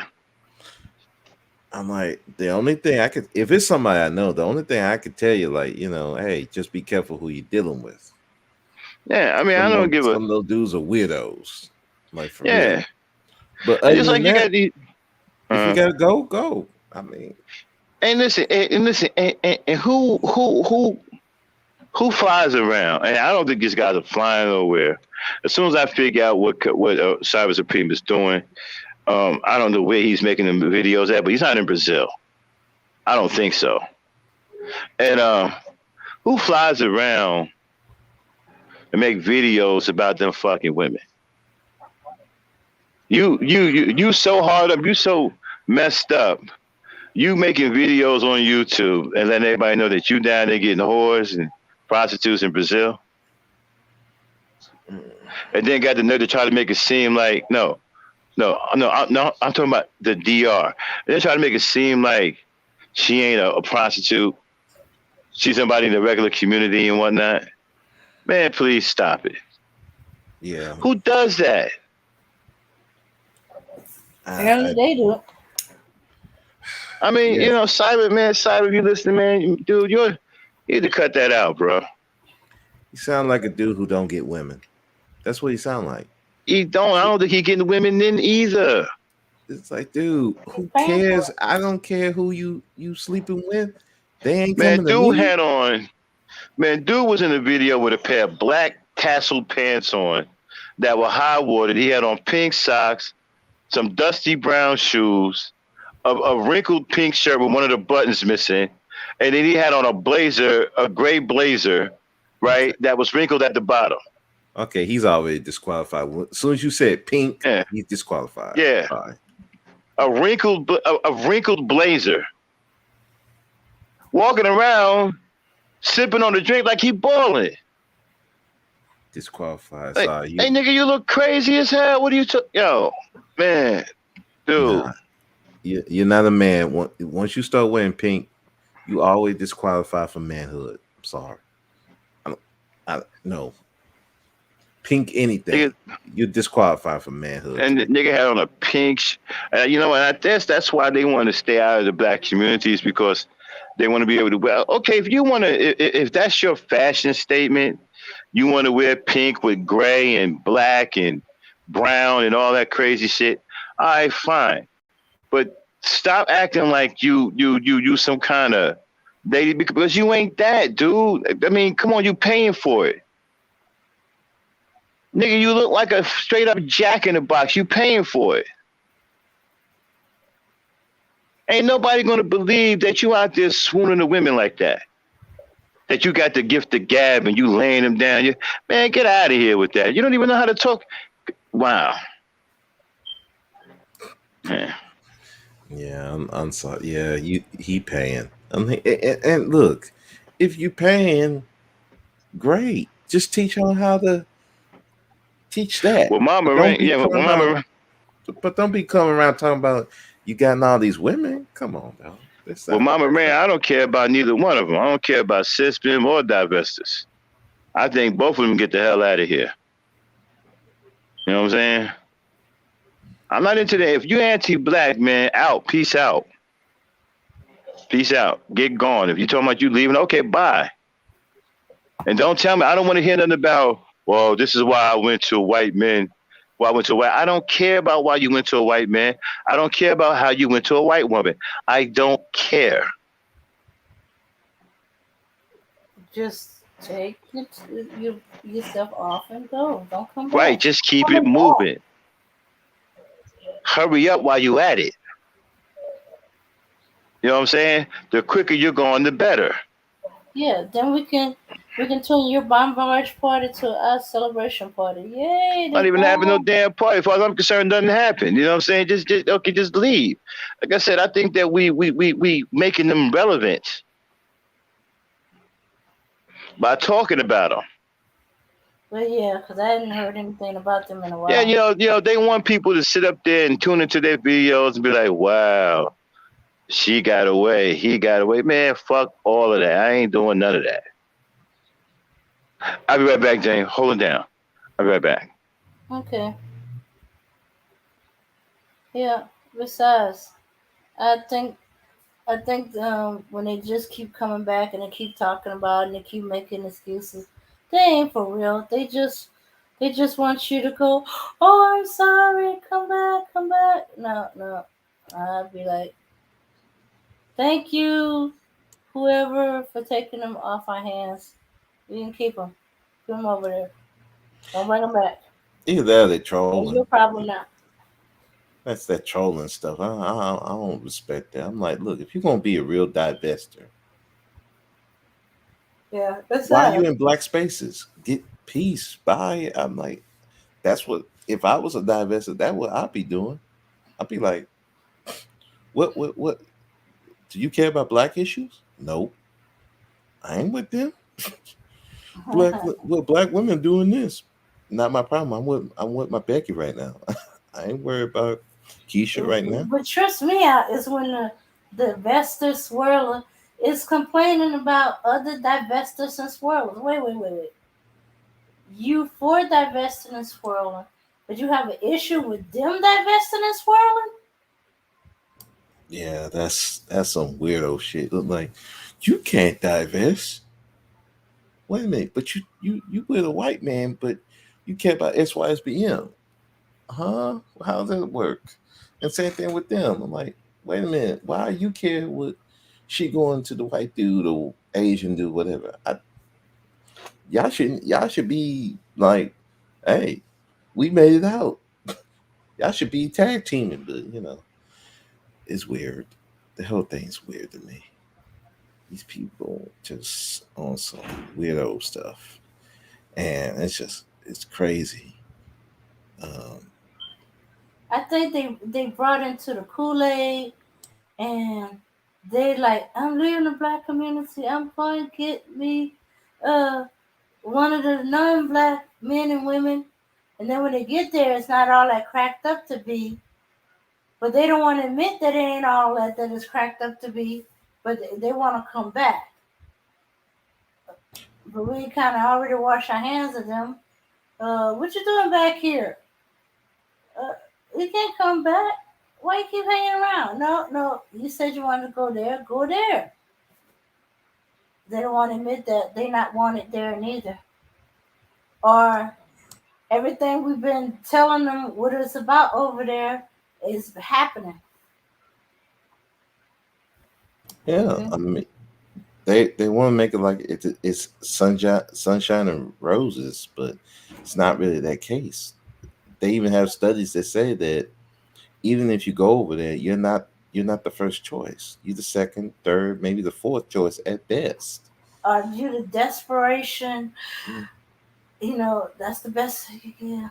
Mm-hmm. Or you're part of some kind of rebellious stage, which I Yeah. mean, that's I'm never like put that's never been a thing that I'm like, wow, I want to be celebrated like that.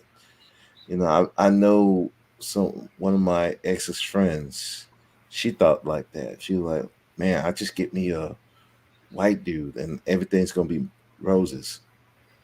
By the time you heard her whole story about the dude she was dating, the white dudes, I'm like, you shouldn't really had went over there. You should have stayed over here. And then what's crazy, she ended up with a black guy at the end of it. Yeah. Mm-hmm. I'm like, man, that's come on, man. What are you doing? If you're going, I mean, if you're going to go over there, at Sure. least go over there with some decent people. And they keep trying to make these people out to what they're not. Oh, Mm. they more submissive, more feminine, and I'd be laughing my butt off. I hadn't thought an Asian woman was submissive since my uncle married his Japanese wife. She nipped that in the bud with a quickness. And I get a kick out. I gotta find it again. Somewhere on YouTube, this white guy married this Asian woman, supposedly submissive, and she be telling the mom when he pisses her off, she kicks up her slipper and fling it at him. No, those women are not submissive. I remember there was this guy I used to know, and I met his sister. Well, that lady was crazy. Like that submissive thing, you could just write that off the book. I mean, these dudes have been looking way too much anime and these Japanese movies and thinking that these women are like that, but they're not like that. Shoes. You know, they especially if they coming over here to America, it's a different story. Yeah. Shoes. Even in Japan, they're not that way. Cause I was reading my I guess you could say she's my auntie, but since I don't call my uncle, because it's like a little younger than me, her Japanese newspaper in English, because he wants to read it too. So I was reading it. There was all this thing in their newspaper about wives who were killing their husbands. Yeah, it turns out when the husband retired, he has nothing to do, and so he's driving the wife crazy. And she had enough because he always been working, so he wasn't like there 24/7 like that. And all of a sudden, he has one woman. She poisoned him because he had an issue with her cooking. 50-something years, he had no issue with her cooking. He retires, and all of a sudden, she can't cook as good as his mama and stuff like that. Yeah. Or she stabbed her husband umpteen million times. And I started asking his wife, and she was started asking my uncle's wife, and she was explaining it to me. I said, "Aren't y'all supposed to be submissive?" She said, well, "I thought we cleared that up." She said, the difference between submissive and meek. You know, there's some people that's naturally quieter than others, but no. I said that's some stereotype because they got some misunderstanding about our culture. He said that been going on. That nonsense been going on since World War II. They got the geishas confused with the whole of the Japanese population, female population, and Yeah, that's just a culture thing of that particular aspect. right. Yeah, and also like I said, it doesn't help. You have the movies and then the anime kind of portrays it at that. But even they starting to stop to get away from that. And like you were saying about the woman, her husband, she poisoned. Yeah, that's a trope in anime too, where the husband's gone, work, but then he comes home, he's not even respecting his home because he's not there. So, you know, it's crazy. We confuse a lot of this stuff from what we see in movies and anime and media, and but you know, if you don't get to know people, you know, you really don't know the real deal. Yeah, so Oh, ew. Mama Rain, sorry, I didn't mean to do that, bro. Speak, but no, I read it you too. said Cyber said 15-year-old girls are a good age for old men to date. Cyber's a sicko. You know, Yeah. he's in sicko land. So As a girl who got proposition in my and my grandfather proposition at 12 years old by a dirty old man. My grandfather was very, very upset, and a few times, him and my mom would fight over the gun, whether to shoot some people or not. It'd be I'd be like, she's 12 years old. Now this is weird. He had the fact that this man was older than him and trying to proposition 12-year-old me. And he was like, he said, how that dirty old man, how dare he? She's 12 years old. He's older than me. I didn't realize it at the time. All the old men looked at the same to me. They were old and dirty. That's why I never wanted to go to clubs when I was, yeah. It's a weird rite of passage around 15, 16 kids were sneaking into bars and clubs. Don't ask me how that's possible. I think they know. We live in a small town. How do they not know? But to me, that was crazy. You know, I'm gonna be trapped with no way to get out, be cornered by some dirty old man. Yeah, that's some weirdo shit there. You know. So yeah, I mean, this is the same dude who's up there putting like nooses in his avatar and saying that's directed at Verbal and Mela. I mean, can you really be surprised? Oh yeah, cyber, yeah. I think the reason why he don't want people to know where he's at is because somebody will have him charged for. Nah, you know what it is, man. He's a little guy, the little pudgy guy in school that people picked on, a nerdy guy, because he has a little bit of knowledge about. I don't think he knows everything that he says he's knowing. I've watched some of his work on RBR, being a tech guy myself. He didn't even do a lot of anything. He even made up terms that didn't even exist. But RBR is illiterate as far as in the technological sense, so he don't know what he's saying. Okay, like for example, when he said mic overhead, there's no such thing as a mic overhead. There's no such thing as an audio overhead. I mean, he was just making up stuff. So I question his technical background. He may know a few points and clicks, but I don't really think he knows what he says he knows. He's definitely not a software developer like Game Changer. Okay, you know, he's nowhere near in that category. I just think he's a point and click guy. I think he's making up all of this stuff about money and jobs and all of that. I don't think he's in the DR. If he is, he probably is there on a trip with family or maybe some friends or whatever. I don't think he's doing it like that. And then, like I said, he's the guy in the classroom, a little pudgy guy, probably a nerdy guy that they picked on and laughed at. He probably wore one boot on with a sneaker on one foot, a boot on the other. And they picked on him, and now that he has his day in the sun, you know, he gets to fire back. And for you to be like, I don't know any real man that be with women, that sleep with women, make these kind of videos. Not even porn dudes. Yeah, not even porn dudes do that. No, they don't. Yeah, you know, guys who work in porn and they get it, you know, as actual business, and they make money off of it. They don't even do that. They don't even make personal videos. You know, real men don't do that. We don't go around making videos. Yeah, man, I'm over here now. I'm about to hit this one and hit that one. That's some old deprived, desperate dude. Ain't never been with no women before.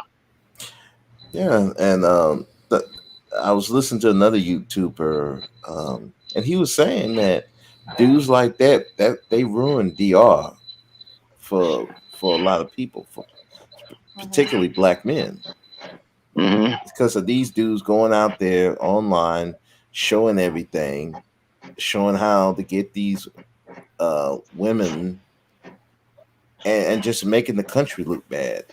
That's how they started getting killed. Remember, they find them dead in hotels. Yeah, they find them dead in hotels. Listen, man, I'm gonna tell you guys, I'm ex-military. You better listen.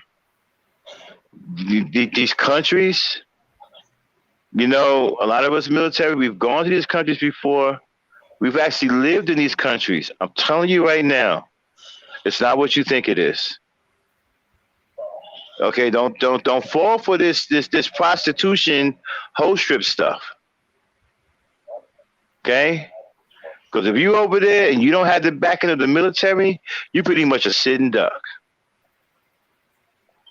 You better have some kind of corporate protection, or you better have if you're just there as a civilian, you better stay in the tourist areas.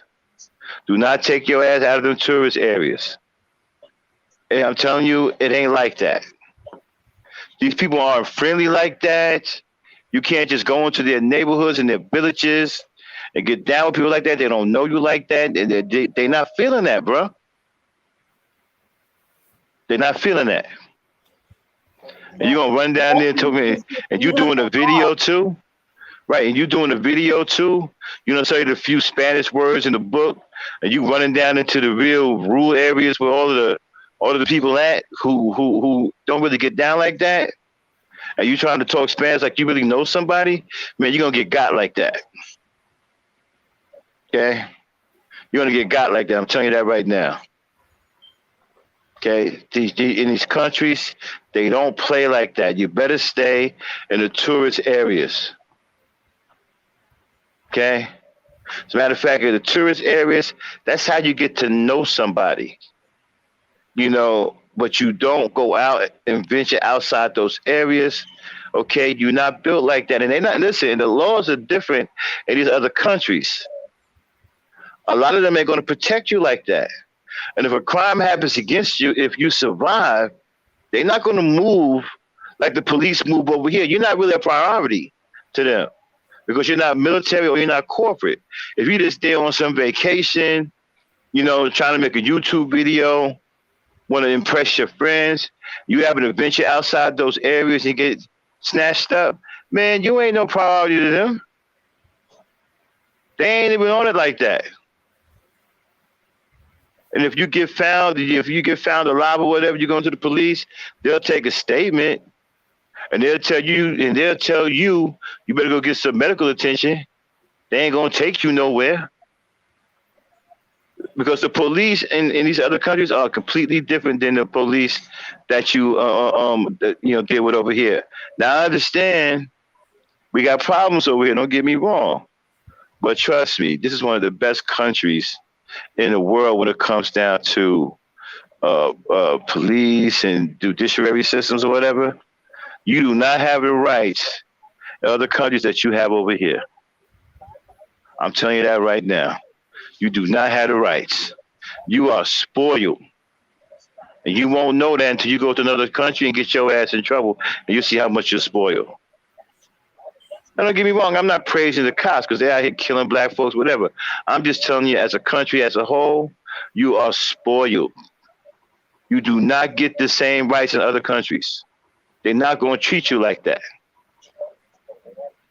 Okay? And so if you go to these other countries, you better not come out of them tourist areas. If you ain't got no corporate protection, you ain't backed by the military, do not come out of those areas. It may be the last thing you ever do.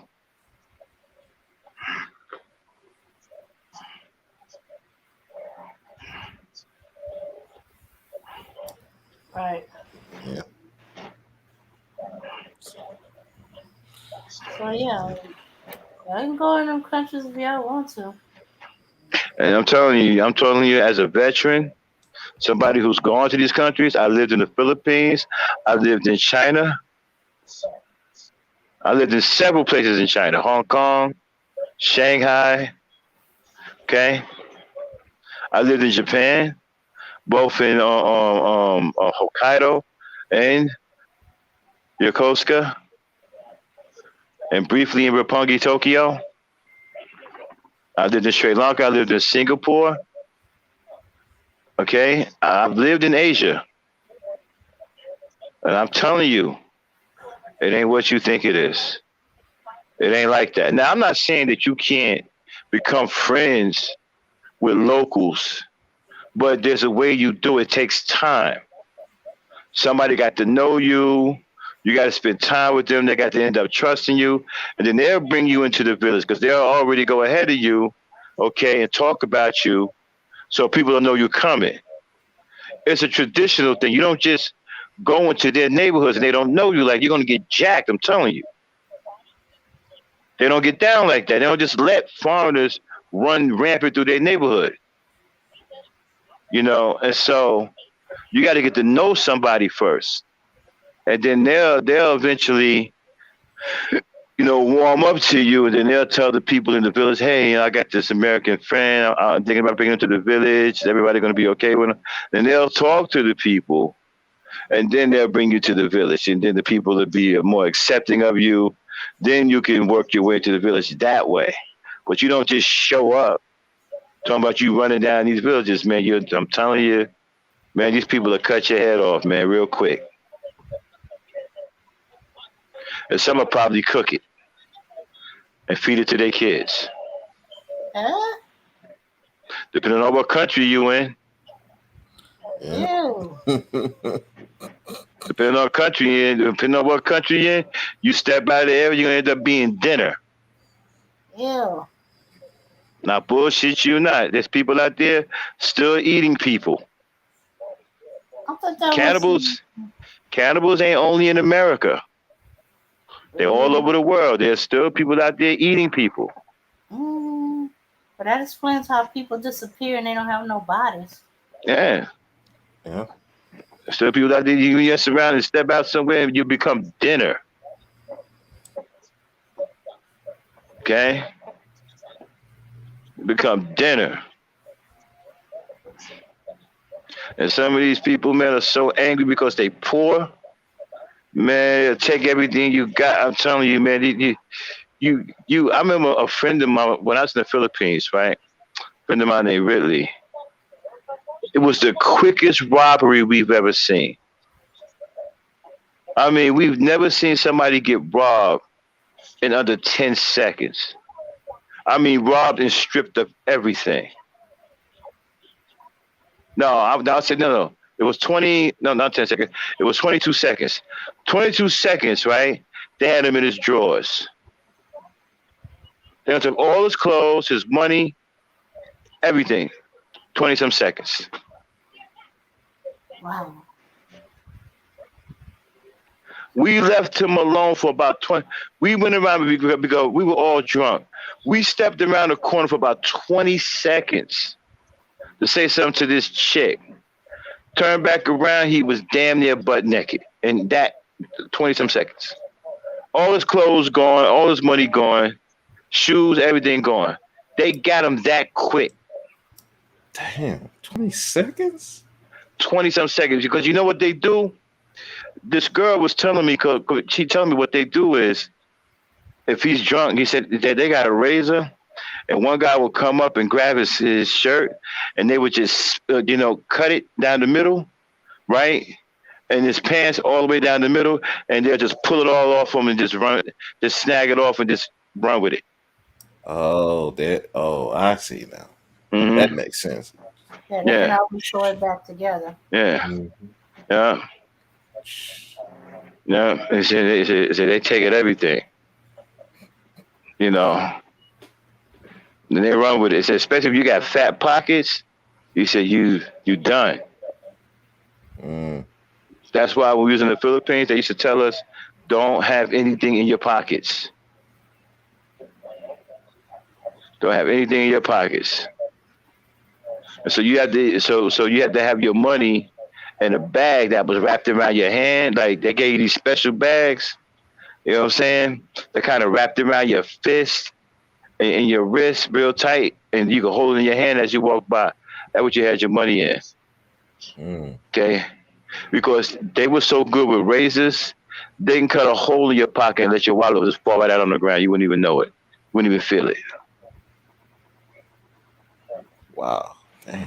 Oh yeah, man. The Philippines, they so good, man. They did things I ain't never seen before, man. I remember they stole this guy's wallet and put paper back in his pocket. Put paper back in his pocket. Dang. Yeah. He reached to the back, man, picked out a pocket full of paper. I was like, damn, they good. And they use kids very well, too. Their kids got, like, a lot of skills, dude. And you know what? And the thing about it, you say, well, are these bad people? No, they're not bad people. Matter of fact, somebody who just robbed you will turn around and buy you a drink with the money he stole from you. I know that sounds kind of crazy, right? They're not bad people. They're just people who are put in a situation where they have nothing and nowhere to turn but to use thievery to survive. I mean, there's literally nothing there. There's no jobs, nothing. And the little jobs that they do have, you're lucky to get a job, you get paid once a month and you don't even make that much money. You make something like, you're working hard for about a month, you make something like $10, $15. Okay?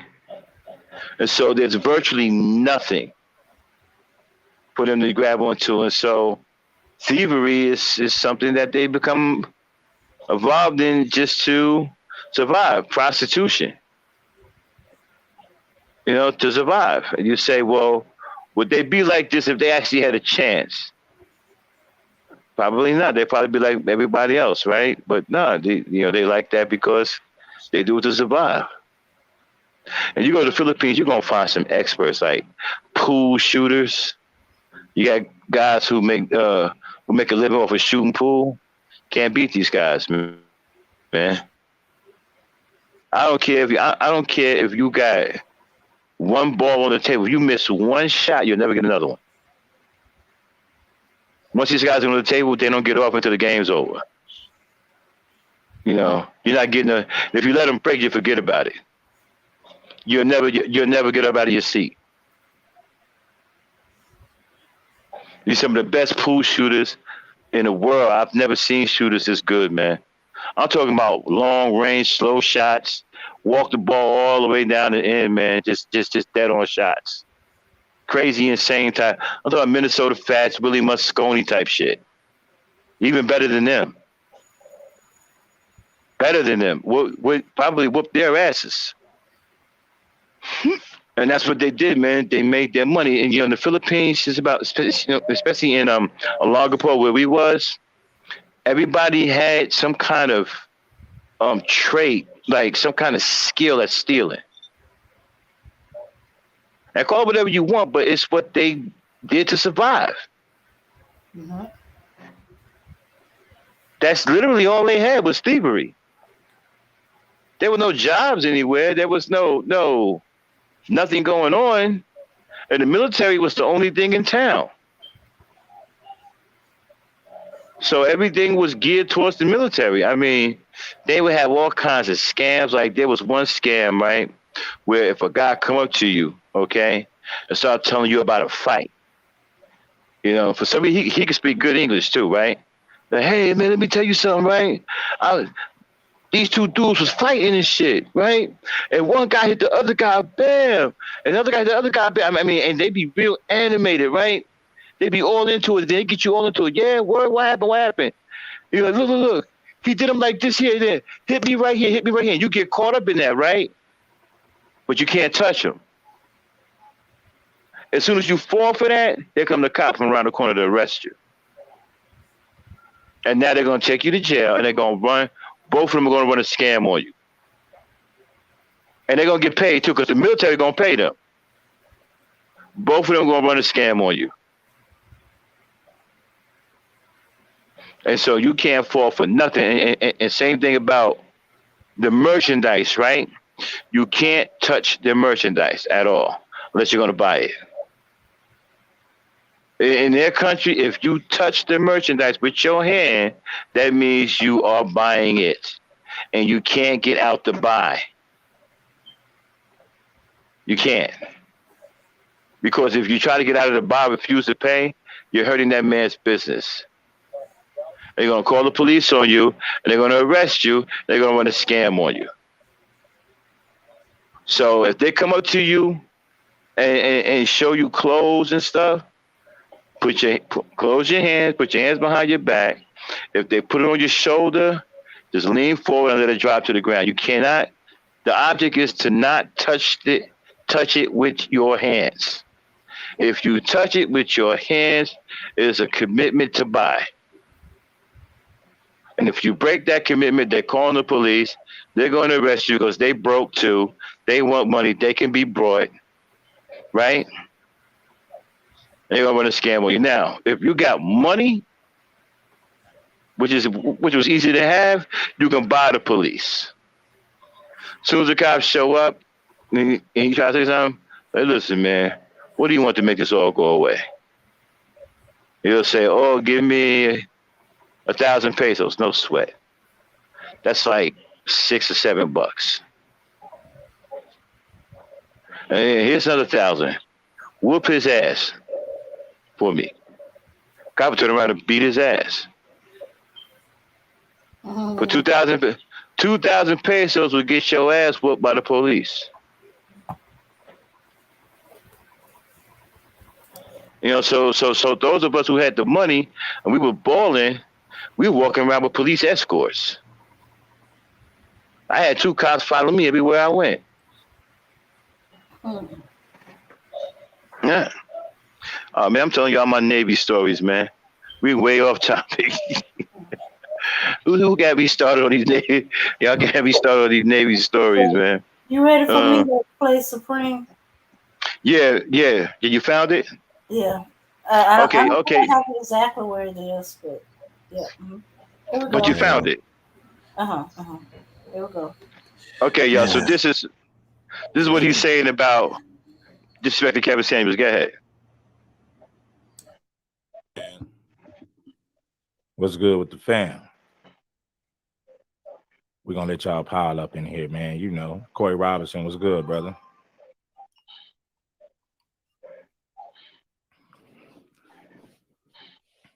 The YouTube started, sending my notifications out, man. You know, in a major way.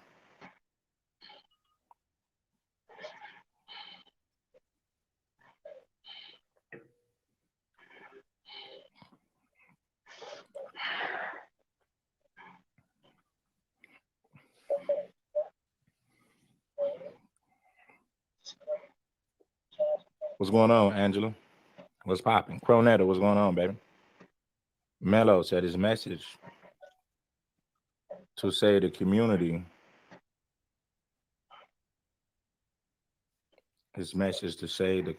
as benevolent as it was, should pass with him. Shout out to you, bro. Rest in peace, man. Let's do it. You know, man, I did that live last night. I heard that. Crazy, bro. Crazy situation, man. I was like, damn.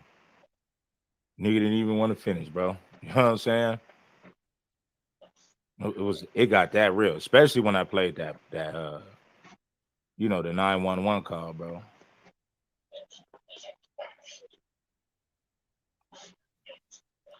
Power of offense was good, bro. King Art was good. Prime VA 757 was good. Hey, Lord Delete was good. Jake Snyder was popping, man. Dang. Yes. While we listen to this, right? See if you can track down that 911 call of Kevin Samuels. I never heard it.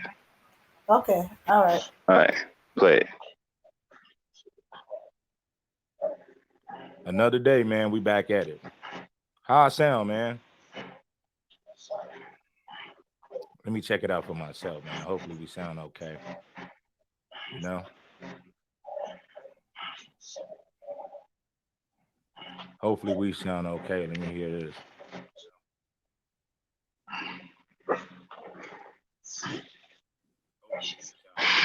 Okay, everything is good. The sound is pretty good, man. We're going to let some people get in here, man, and we're going to chop it up this morning. What's good, Mark Stewart? Inglewood in the house. I know, bro. Shout out to Michael Hargrove, man. Kari D, what's going on? Uncle Diggity, man, what's good? Vernon 85. We are live, Jack. Okay. Now that I know the sound is good, man, we're going to talk about it, man. What's good?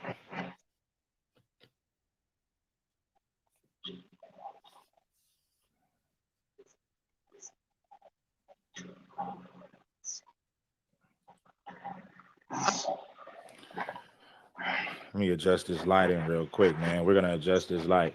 Yeah, man. Let's have a conversation, bro. You know what's crazy? A lot of you guys think all this shit is just YouTube, man. And I've been warning y'all, man, that it's deeper than YouTube. What's going on here, my brothers, is much deeper than YouTube, bro. And if you guys don't recognize that, you're gonna be up for a rude awakening, you know. Just letting you know.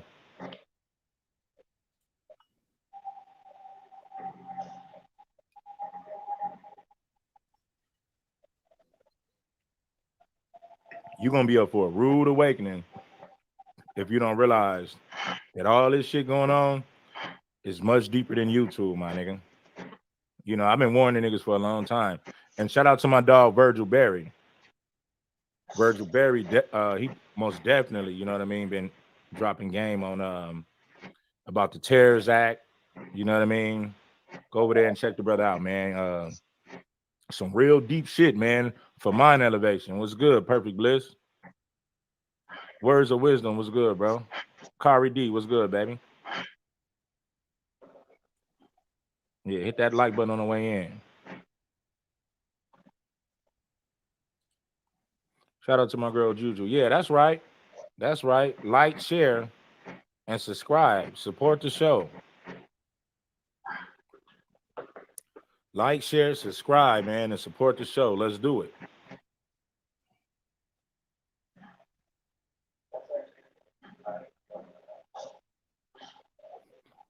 Corey Robinson, what's good, my brother?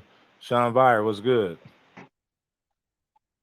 Yeah, man. He said, from this point forward, I will not give constructive criticism. You like, why waste time, huh? I met a few cats like, man, you know what? I ain't even gonna waste my time giving black women constructive criticism. My thing is this: save it for the people that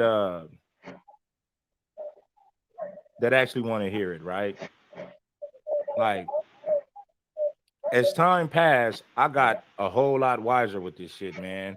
And it's gotten to the point to where I can tell who I should be talking to and who I shouldn't be talking to, man, just by the type of energy they got, right?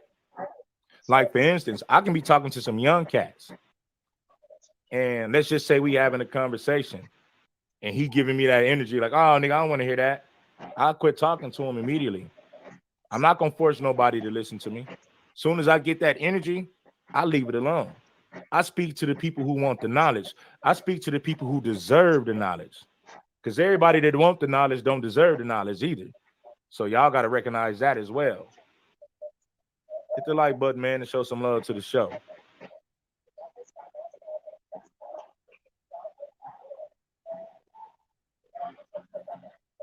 So how far is this in there, Dane? Bonafide 1970, man. Is this the one, Dane? I believe so. Because it's right, all right. You're right about that. how Bonafide 1970. Wait, exactly, my brother. See, yeah. Go fast forward just a little bit. Okay. Let's go. Yeah. Let's see. This dude sound whack. Maybe right about here. Okay, let's try it right about here.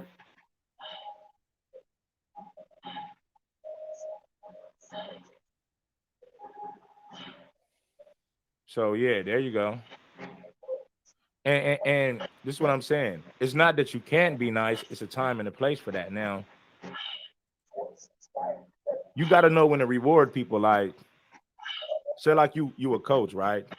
And you're coaching these players. You got to know when to go hard on them, but at the same time, you got to know when to reward them, right? It's not all about punishment. Okay, back it up a little bit. You got to reward them as well. So when they receive that reward, they understand why they're getting it.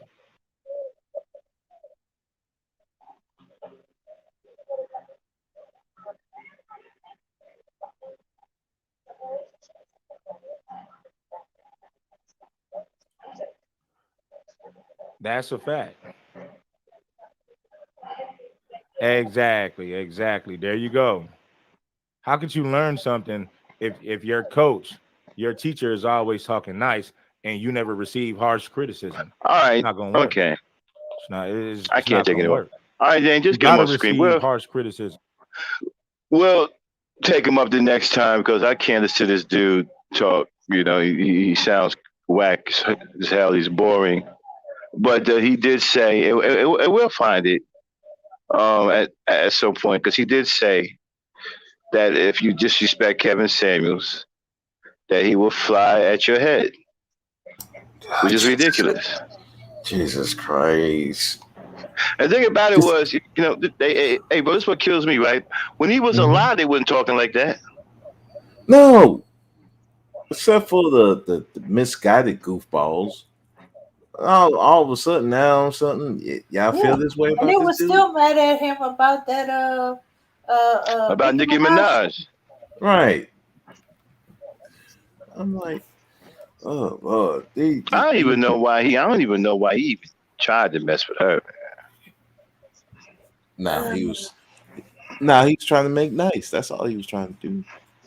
I mean, you know, he tried to make a shot. I mean, he took a shot. I mean, you know, I can't be mad at the man for taking a shot. You know what I'm saying? I'll tell you what, you know, I didn't like nothing he stood for, but the man wasn't afraid. I give him that. He wasn't afraid to take shots. He wasn't afraid to make moves. You know, succeed or fail, he wasn't afraid to make moves. No. You know, maybe that's the only positive thing that I could pull from him. If that's anything that he would teach black men, he would teach them that. Make moves. Try to make the moves. Whether you know, pass or fail, make the move anyway. Well, that's the thing. You know, he was teaching that for a while before he went into the whole black women thing. He was teaching that, but the guys wasn't listening. Especially when he talked about the suits and the colognes and stuff. Yeah. It just, and I tell you what really turned them against him was when he was talking about show your work. Yeah. Boy, that turned. I mean, don't get me wrong, guys. I don't want nobody to think that I'm defending this guy, but I give credit where it's due. He wasn't afraid to make moves. I will credit him that. Mm-hmm. Okay, you know, and he wasn't afraid to make moves. I didn't like the moves he made, especially on black women, but the man made moves. You can't take that away from him.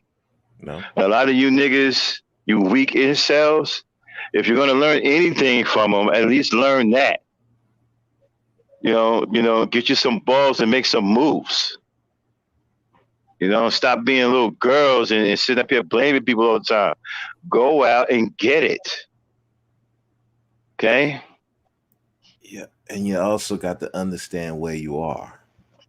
Yeah. And see, Kevin, as much as you want to say about Kevin, he understood where he was. Yeah. Everywhere he went, he understood where he was, and he acted accordingly. Some of these dudes don't know how to do that. You saw what happened with Fresh and Fit when they went over there, cross seeds, and tried to talk that stuff to. Yeah, but they sounded like little kids. They sounded like little kids talking to two grown ass people, man. I know. They sounded like little kids, dude.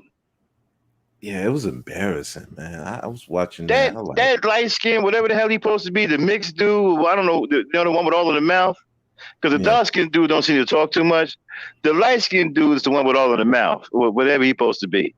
What is he, mixed or whatever, or biracial or whatever? He's okay. He's man, Middle it was Eastern, like, I don't know what he is. Like, exactly. Dude, do you know what, dude? You sound like a kid inviting a grown ass man to play marbles. You know, come on, let's play some marbles, eh? Like, man, are you kidding me, man? These were grown ass people, experienced people you were talking to. And y'all coming up there with that BS, man, talking about something. You know, women are hypergamous. Man, that works in this little incel crowd. Not grown people who actually got a brain, who have life experience. That kind of rhetoric don't work. Yeah, because they don't give a fuck. And you know what? And you guys think that you mainstream. You're not really mainstream. You're not mainstream. You're just in the in crowd where there's a lot of screwed up people, okay, who you happen to be on the same level. Okay? They just think that you are a voice for them. because they're screwed up and they're not. Listen, how you going to be 35, 40 years old, 50 talking about you going to clubs? You ain't done with clubs by now? Man, I was done with clubs in my mid-20s. I was done with clubs when I was in the military.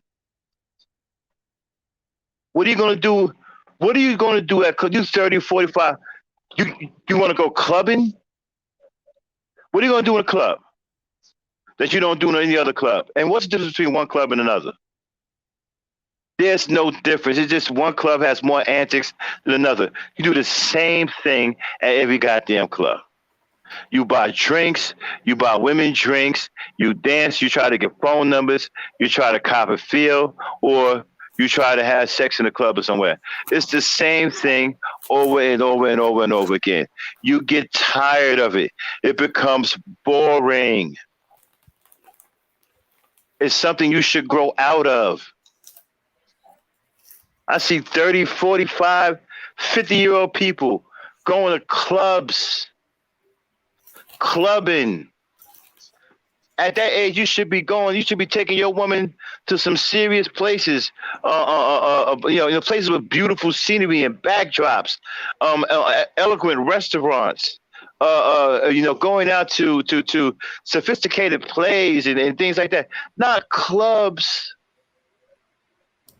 Yeah, that should. A club is a meat market. Yeah, that should have ended at college, really. Yeah. That's not where grown, mature people go. That's for kids. That's for teenagers, 20-year-olds. You guys are 35, 40. I'm going to the club. Seriously? I'm serious, man. If I was cool with you and we were getting ready to roll out, we got all dressed up in suits and shit. We got the cars clean and all that. Yo, where we rolling to? Yo, man, let's go down here to the Dean's Club. Man, I ain't going to no damn club. That's what I'm going to a club for. I'm 40 years old. What's at the club? Ain't nothing at the club. Come on, man. I can go to a damn bar. They go to no club. Yo, man, at that age, man, you're supposed to be accomplished. You're supposed to be well-rounded. You're supposed to know how to navigate the terrain, seeing different things, culturing yourself, culturing your woman, taking her to museums and different things to explore, not going to clubs where all you're going to do is sit there and drink and try to talk over loud music. It's boring. There's nothing going on. Clubs were exciting when you're in your late teens, 19, 20. Oh, let's go to the club. Let's go to the club.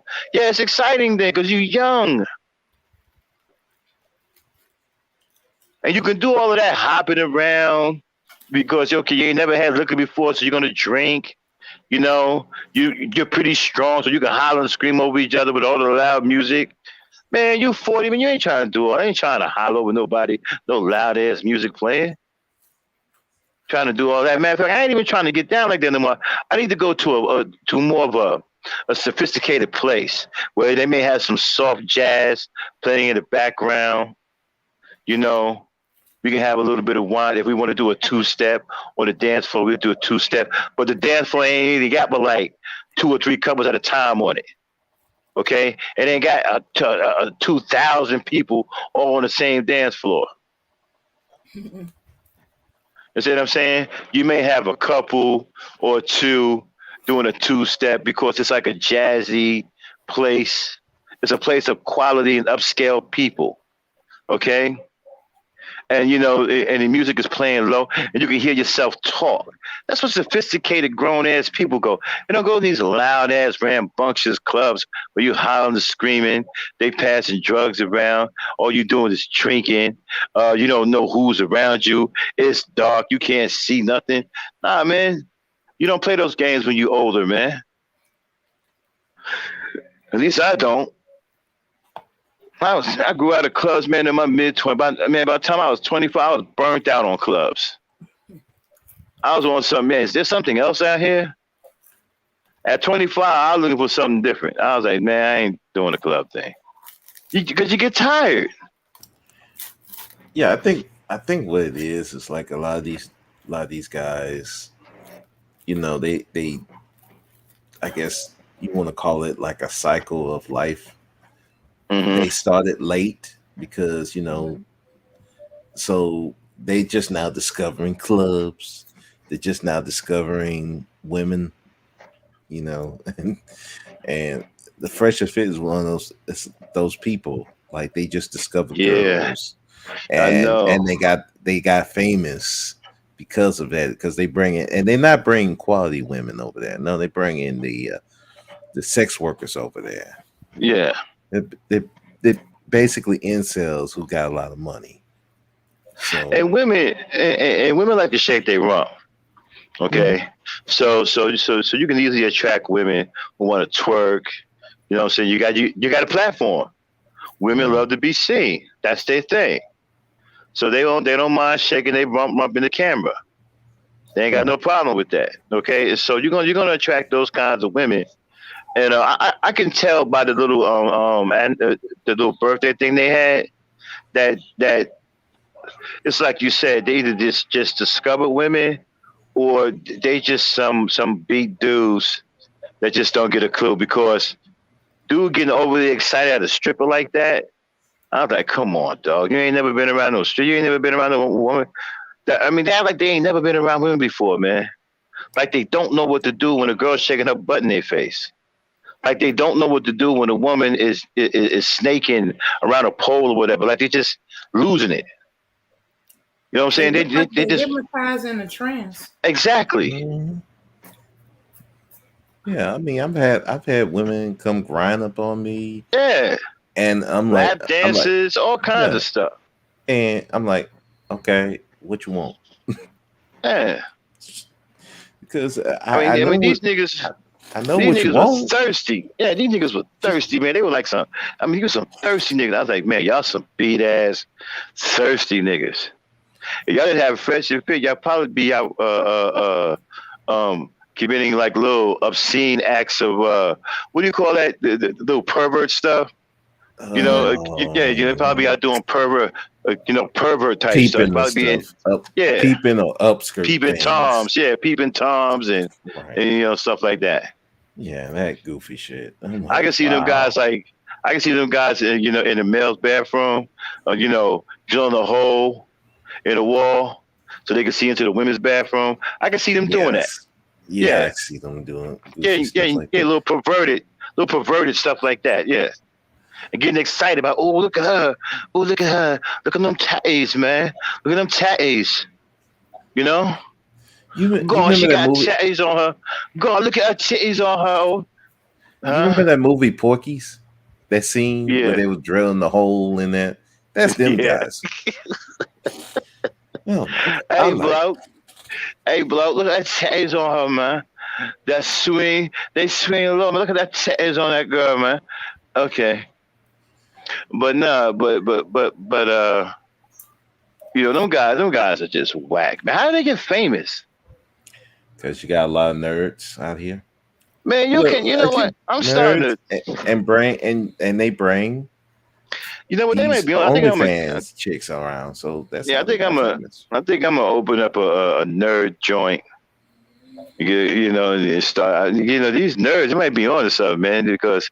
Like, man, these guys can get famous for just being nerds. Like, And you know what? And I'm not listening. My thing is just say, okay, if you made it somehow past 25, you never been with a woman, all right, it's not the end of the world, okay?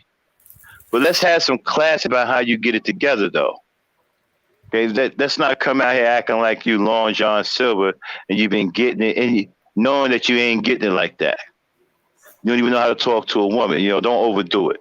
Learn from the brothers. There's brothers out here who will teach you the game. Just sit back, humble yourself, play it cool, listen, and learn the game. There's brothers out here that turn you on the game. They may laugh at you when they find out how old you are, but then after they finish laughing at you, they'll help you out. Mm-hmm. You know what I'm saying? Some of them might even take you under their wing. They teach you, man. But don't sit up here acting like you all thirsty and. I mean, them dudes, man. Judging from that one video where they had to go, oh man, I was like, these niggas ain't never been around no women. They never had no women before. I've seen bits and pieces. I'm like, y'all are trying to preach to these OnlyFans girls. They ain't trying to hear what you're saying. I mean, there was one video, and they trying to preach to them how to use their money, and like shaming them for getting all this money. Oh, you're gonna blow all your money. I'm like, wouldn't the better thing would have been to be like an accountant? Hey, teach them how to invest their money, so you can at least get some money after that. But these dudes, they can't do that. No, all they care about is taking their money, going over to some place in somebody else's country to possibly go and get abducted. Okay. Poisoned. Yeah. Because I'm trying to tell y'all, man, y'all think these dudes, y'all gotta understand something. You're going into another man's environment. They built that environment for their women and children. They're not going to take kindly you coming over there trying to commandeer that area. And then you guys ain't bringing nothing to the table. You're not investing in the community. You ain't doing nothing. You're just coming over there, pumping and dumping, making babies, ain't taking care of your babies overseas now. Now you got a lot of foreign women now who are stepping up, okay, especially Asian women, okay, who are baby mamas. Asian women are gaining on black women as far as baby mamas. Yeah. Mm-hmm. Asian women starting to realize that they're suckers, okay? And they're gaining on black women. They're catching up in the baby mama category. And the thing with those guys, it'd be different if you would go over there. If you're gonna do your dirt over there, you keep the shit quiet. No, you want to broadcast it to everybody, and you making those men seem like in a bad light. They ain't gonna take the time to that. Bullis Gotti already got beat up on this podcast. So yeah, I've heard him before. Yeah, he probably deserved to get beat up. I don't even know why he got beat up. I said, yeah, he just deserved it. It's okay.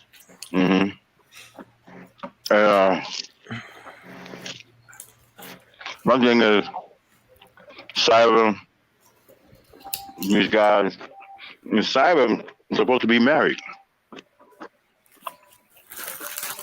He said his wife was cool with it. Must mean he's not good in bed then. Yeah. No. Look, the dudes who not good in bed, they're usually bringing men in for their women. If they ain't good with men, their women ain't letting them go out and bang other chicks like that. Nah. And then he wants us to believe that a prostitute is going to tell the truth. She's gonna say what you pay her to say. Okay? You're a prostitute. You paying her. Hey, mommy, aren't we real boyfriend and girlfriend? Yes, we real boyfriend and girlfriend. You pay her to say that. You're gonna say what you pay her to say. Hey, mommy, is this a whole script? No, it's not. It's regular neighborhood.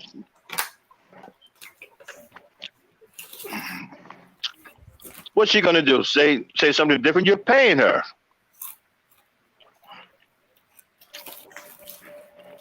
I think you understand something, man. These people face real poverty, man. I've seen some real bad stuff in these countries. The stuff that we don't face over here. They face real. I'm talking about even water in some of these countries, right? It's hard to get water. You got to draw your own water, and then you got to wait in the line. And some of these places, the well may dry up. You got to go find another well. You have to go find another stream to draw your water. Then you got to filter your water. They go through a lot of things that we don't go through, man. We got running water. A lot of these countries don't have that. Imagine going to a country, and all of a sudden you thrown back in time. You ain't got no running water in your house. You ain't got no toilet bowls, no sinks. You gotta go to the bathroom outside, and you gotta carry a bucket with you. Okay, you gotta send somebody to get some water. I hope they don't get jumped on the way back.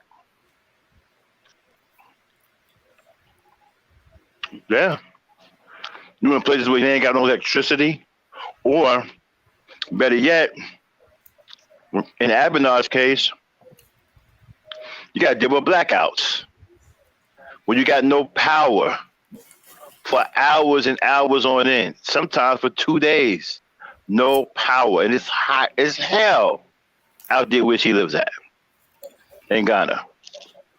So imagine that you got no power, no air. Still want to go to these other countries? All right. More power to you. All right, y'all. With that being said, we're going to get on out of here. And then you got the music? Oh, sorry. I still had it on Kevin Samuels 911. Hold on. Oh, wait a minute. No. You got that? Yeah.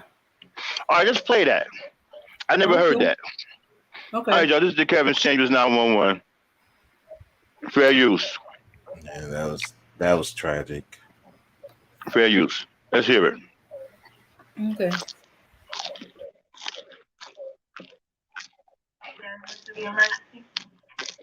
I really need some help. Okay. Hello, ma'am. Take a deep breath. And what's the address that you're at? I'm not sure. Give me 1 second. Okay. Give me 1 second. I'm just trying to get some. Oh my God. Hold on. Okay. You need to come to. It's the residence. It's please just come past. It's Kevin Samuels. You need to come, ma'am. Take a deep breath. 731. What is the street name? It is 297 East Paces Ferry Road, Northeast. Okay, is this a house or apartment? Oh my God, I fucking know. It's Kevin Samuels. You don't know if it's a house or apartment? Oh, it's an apartment. Okay, what's the apartment number? No, I just need to give him CPR. Just please, just ask him for an ambulance. Yes. Okay, hold on. Okay, listen, hold on. Let me connect you with the ambulance. Do not hang up.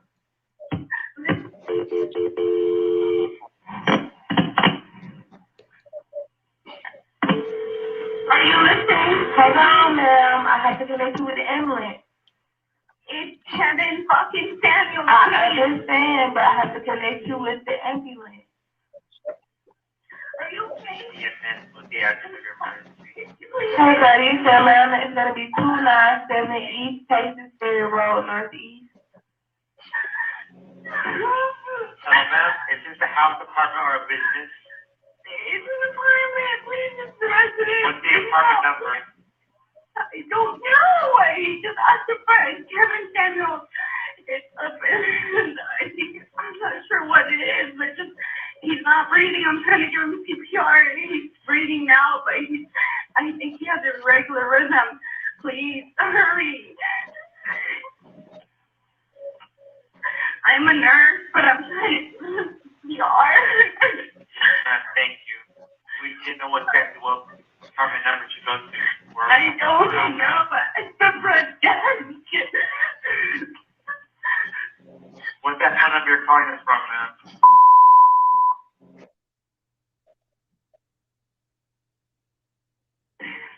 Is he awake? No, he has an irregular rhythm. I can feel it. He's breathing in and out, but he has an irregular rhythm. It's calling his heart. So I need you to get here with the fucking. I'm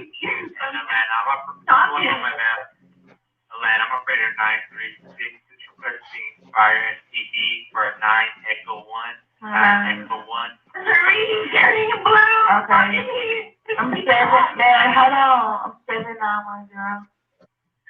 Oh my God. Okay, man, we have help around, we have fire and EMS around, but we didn't know their apartment number, man. It'll take longer if we have to at the front desk, man. We didn't know what I'm not going to stop getting, you just asked the front desk. I'm not going to stop getting him CPR. Just ask the front fucking desk.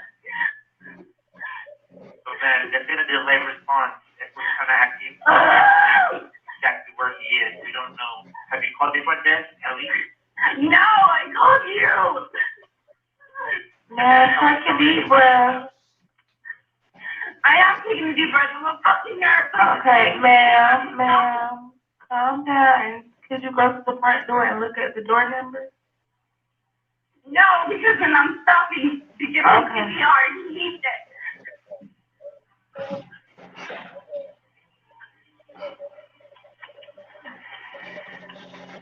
Come on, it's okay. Come on, you got it. Come on. Take it to breath. You got it.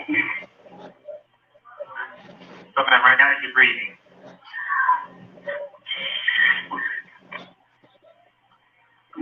You're okay. Come on, I got you. Don't worry, I got you. He's still breathing again, man. No, he's not. He's had the regular heartbeat and he's turning fucking blue. Okay, if there's a defibrillator available, send someone to get it now. Okay, tell me when you have it. I'm just giving him CPR. I'm gonna try to open the door, but I don't want to stop giving it to him.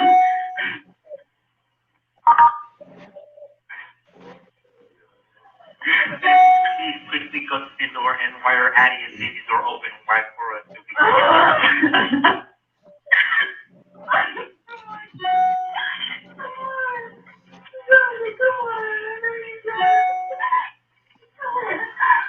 This is a Hip Hop Inquirer exclusive. Making sure to see Buckhead Atlanta and Jack Craig, the apartment in Atlanta.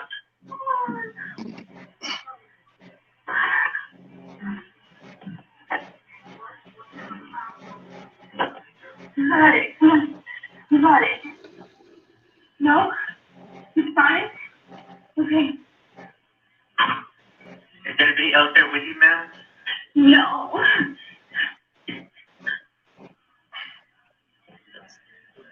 Okay, ma'am, why you do CPR? What's that phone number you're calling us from? This is a Hip Hop Inquirer exclusive. Your name? Hortensia. Last name Alcantara.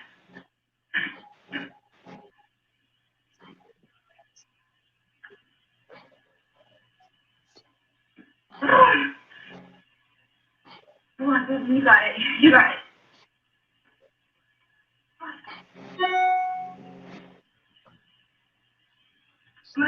Open the door for you. It's only fast, but I'm gonna come and give him CPR. Thank you. And check the door, apartment number while you're at it.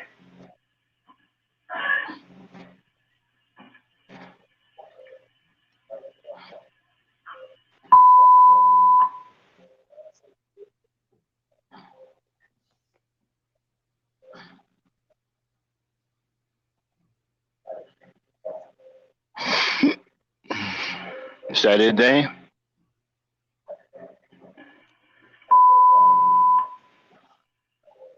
No, that's not it. She's just a little further away. Still going. Come on, you got it. Come on, think about your mom. Think about your daughter. Let's go.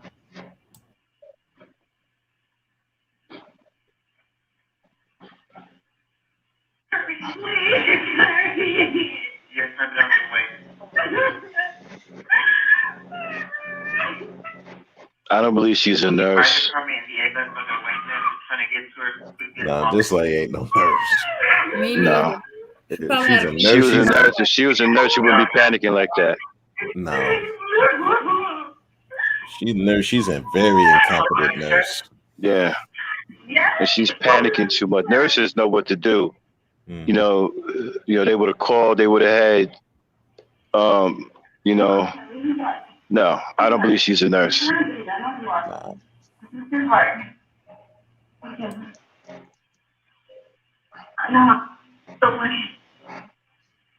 A nurse probably would have saved his life. If it's protected, you know if there's a gate code or a door I don't know. This is my first day here. That's fine. Please. We'll get in the front door. Security.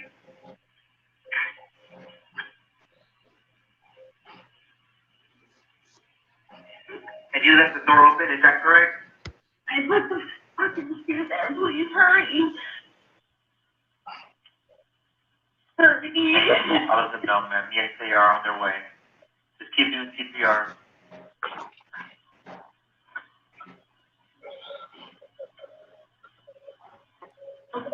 No.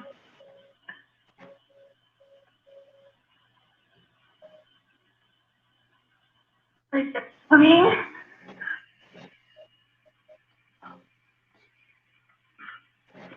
Are you coming? Yes, ma'am, they're on their way. I'm trying to get to them. Hurry. I don't think I can do it any longer. Keep going, ma'am. You're doing good, Joe. You're just making sure they're flat on their back on the floor and there's nothing under their head.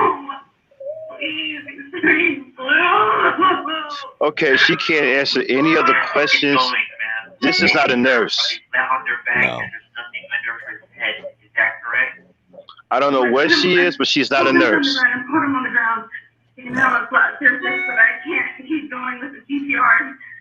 And now I'm questioning even if she's giving him CPR correctly. I'm questioning that now. Yeah, because he's supposed to be breathing in and out. Why would you give CPR for a person breathing in and out? You know. Yeah, and then she's doing a lot of talking. So then, just for clarification, is he or is he not breathing? He's not conscious, but he's breathing. Okay. Hey, well, you don't need to give him CPR. Wait a minute, what did she say? She said he's not doing what?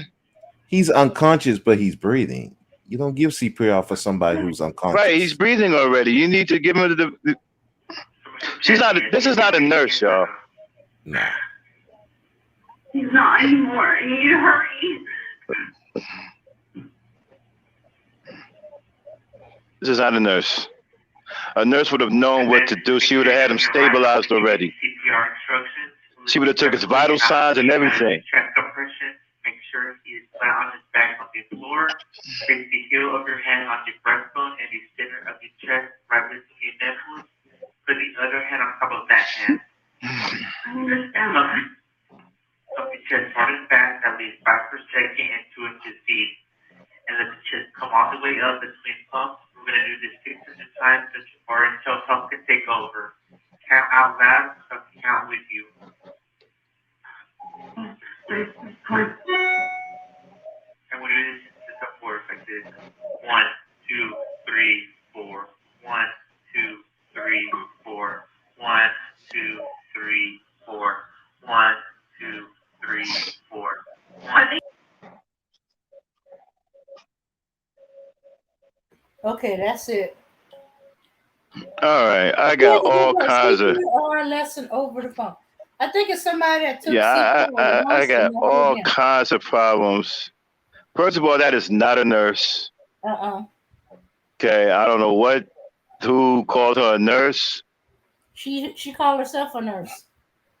Maybe she played one on a strip pole or something. I don't know what that's about, but that's not a nurse, huh? She's a registered nurse. You can look at. That's a registered nurse. A registered nurse. Yeah. Seriously? Not a CNA. No, not That's CNA. not somebody just going into nursing school. A registered nurse. Oh, she's just I'm about to say she got the license. You could look up the name, the actual name on the police report. Like right at the top. Fuck, she become a nurse? She's a bad nurse. That's what I'm saying. She's a very incompetent nurse. A terrible nurse. I mean, dang it. She's panicky. They had to talk her through CPR. She couldn't do it for too long because she's like, I can't keep it up. I've seen nurses do CPR for hours. Yes. And I can understand kind of like you getting tired of doing CPR because I've done it. Mm-hmm. I've done to it. This guy was dead. I mean, dead. We found him dead. And we still had to do that CPR. until the ambulance came. Yeah, that's got to be crazy, man. It would have took me a long time just to stop thinking about that. I mean, this. Well, I'll tell you a little quick story. Like, okay, this inmate had no family. He had molested his daughter, so he wasn't getting out. Okay, so like before he X'd himself out the situation, I walked by, I did the count. He was right there, no problem. Like an hour and a half later, they were doing another count. One of my coworkers, he was behind the sheet in the toilet. He told him to take the sheet down. Okay, he wasn't responding, so he told his cellie to take the sheet down. He took the sheet down, found him gone. Then noose around the bunk. So we came down there, we put him down on the ground, we're doing CPR. I mean, and we ended up doing the CPR. The ambulance came. I had to ride with the guy to the hospital. I had to wait for the justice of the peace to get there. Then I had to wait for my warden to get there and all that. So yeah, I've had experience dealing with it, and I can tell you for a fact that what she talking about is some bullshit. Because number one, if somebody breathing, if they unconscious but they breathing, you're not doing CPR on them. You're just monitoring them. Now, once they stop breathing, then you do CPR. So CPR. Yeah. So this shit, there's a lot of stuff going on with this shit. I can't believe that's a nurse. Me neither. I'm over here at a rehabilitation rehabbing my knee, and I'm surrounded by nurses. I can't believe that's a nurse. It's up there. You can go look her up. Look the name up. I think she just forgot about her training, or she didn't know what to do. She couldn't answer those questions. I'm like, what kind of nurse? Then she didn't even know where she was at. Yeah. It could be a situation where she was practicing at one time, but she just she probably not doing it or something like that. Or she just. Please, I know retired nurses for 20 years who be still more composed than that. No, that ain't it. Cause my sister was retired she was a nurse for 20 years. She retired for 10, 15. She still know everything. Yeah. Like the back of her hand. Yeah, I don't. Like I said, they can't help it. They can't stop being nurses. And then she couldn't even direct them there. She didn't even know what apartment she was in. Didn't know what the hell the number was on the door. Nothing. I'm like, well, damn, you can't even. How the hell are they supposed to find you? Yeah. Yeah. It's not like you calling from a landline. Exactly. From a landline, they could have found you instantly. But you calling from a cell phone. I don't know where the fuck you at. Mm-hmm. Yeah, you can't even tell, and then you couldn't get up real quick and go to the door just to look at the damn number so they can see what apartment to get into. God, dog. Yeah, he had the reminder. By the way, while you up there, go ahead and look at the door. You know what, man? I hate to say it. I'm gonna have to listen to it a couple more times. Something don't sound right about that whole call. Something sounded real fishy because keep clicking in my. Sometimes, bro, speak, man. When you see something, then something just stick in your mind out of nowhere. Mm-hmm. And no matter how many times you play that scene in your mind, just that one thing just keep clicking in your mind. Yeah. That's because something is wrong. Something ain't right. What keep clicking in my mind is the fun. She said, "This is Kevin fucking Samuels." That just won't stop banging in my mind right now. Well, yeah, like she assumed everybody knows who Kevin Samuels is. It's like I don't think it's that way. You think it's something I'm else? looking at something a little bit more nefarious than that. This is Kevin fucking Samuels. Why is she saying that? Why is she saying it like that? This is Kevin fucking Samuels. that keep banging in my. Something ain't right about that. I gotta listen to it again because I really couldn't hear everything she was saying. But I'm gonna listen to it again. But something ain't right about that call. Yeah. I don't like the way she said that. I don't like the way she said. This is Kevin fucking Samuels.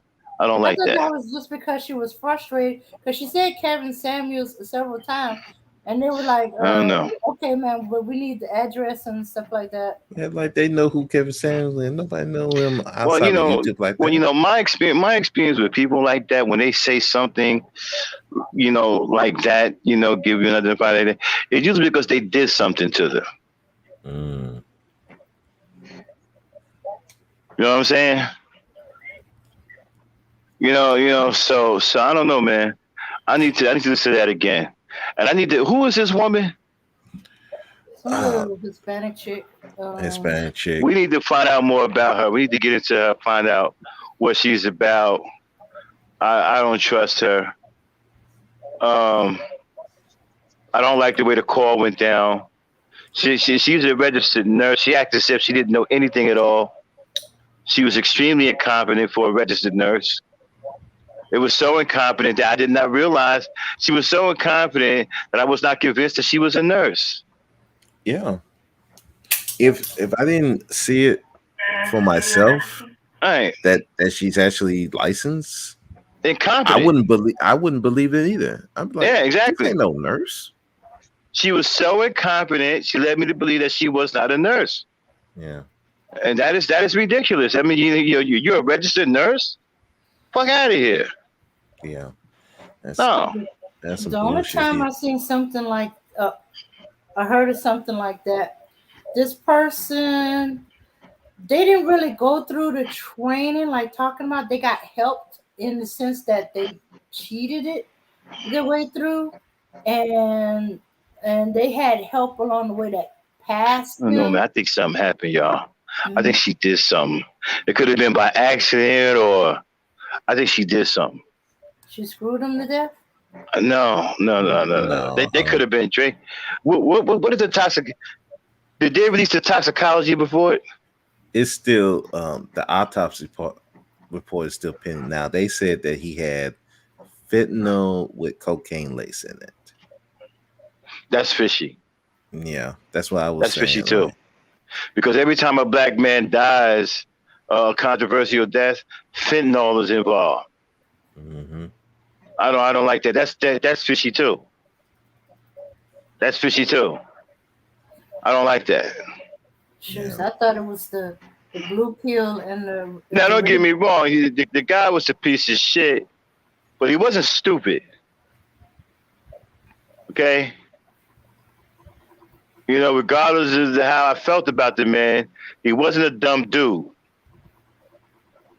Okay? So I'm not going to sit up here and say that he's going to put together a deadly combination like that without realizing that it may be dangerous. It could kill him. What was it? Fentanyl and what? It was cocaine laced. Fentanyl with cocaine. Come on, man. That's overpowered. That's overpowered.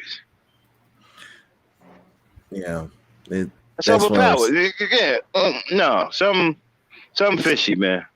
Yeah, I don't know. You know, when I heard it, I was thinking, I think somebody laced his stuff. That's what I'm saying. That's overpowered. I don't think he would have done it. Okay, again, I'm not defending the fact that he hate women. I'm not defending that part. But let's get down to some real shit here. The man wasn't stupid, okay? Had he known that, I don't believe he would have done that. Yeah. Fentanyl laced with cocaine, that's overpowered, bro. Yeah, that's an upper and a downer all together at the same time. That's a bad combination. Fuck around, it's just overpowered, man. It's gonna kill. No. I don't believe he would have did that. And I hate this because now my investigative thing is going, because now I want to know what happened. Yeah. Now I want to know what happened. There's a lot of things going around, but you know, we won't really know until that autopsy report. Yeah, with the autopsy, yeah, and that's still pending. because I don't know why it's pending unless they done found, unless they're trying to cover something up. It should have been had they should have been they had the funeral already, didn't they? Yeah. So they should have been had the autopsy. They had Tupac's autopsy out quicker than that. Yeah, I don't. You know, so I don't know what's going on. This is another thing. They trying to cover something up, bro, because now I want to find out what happened. Oh yeah, I want to find out what happened. Did he die of a health reason or was it induced? It could have been induced. This could have been a hit. Okay, then she would be the number 1 suspect. Yeah, because because she is extremely incompetent for a nurse. Yeah, that too. Yeah. I know CNAs who only been training and active for a few months. That's more put together than that. Exactly, they're more competent than that. Mm-hmm. I don't like it. Then she said, "I can't get this." Is Kevin fucking Sam? I can't. That right there is buzzing in my head, bro. It's screaming foul play. This screaming foul play. We need that autopsy, but we need to find out what happened. Whether we agree with him when he was alive or not, that's irrelevant right now. We need to find out the truth. What happened? Did they kill this man or did he die on his own? Yeah, because, that's some stuff going on that just don't add up. And I'm telling you, man, it's starting to sound like a hit to me. I wouldn't doubt it, man. It's starting to sound like a hit, man. I'm telling you, it's starting to sound like a hit. She don't know what. Check this out. Smoke this over. She giving him CPR while he's still breathing, right? Mm-hmm. His heart stopped. She don't know the number to the, she don't know if she's in an apartment or not. How the hell you going to somebody's house? You don't know where you at. You don't know if you're using a house or an apartment. And you cognitive. You can't tell if you went to somebody's house or an apartment.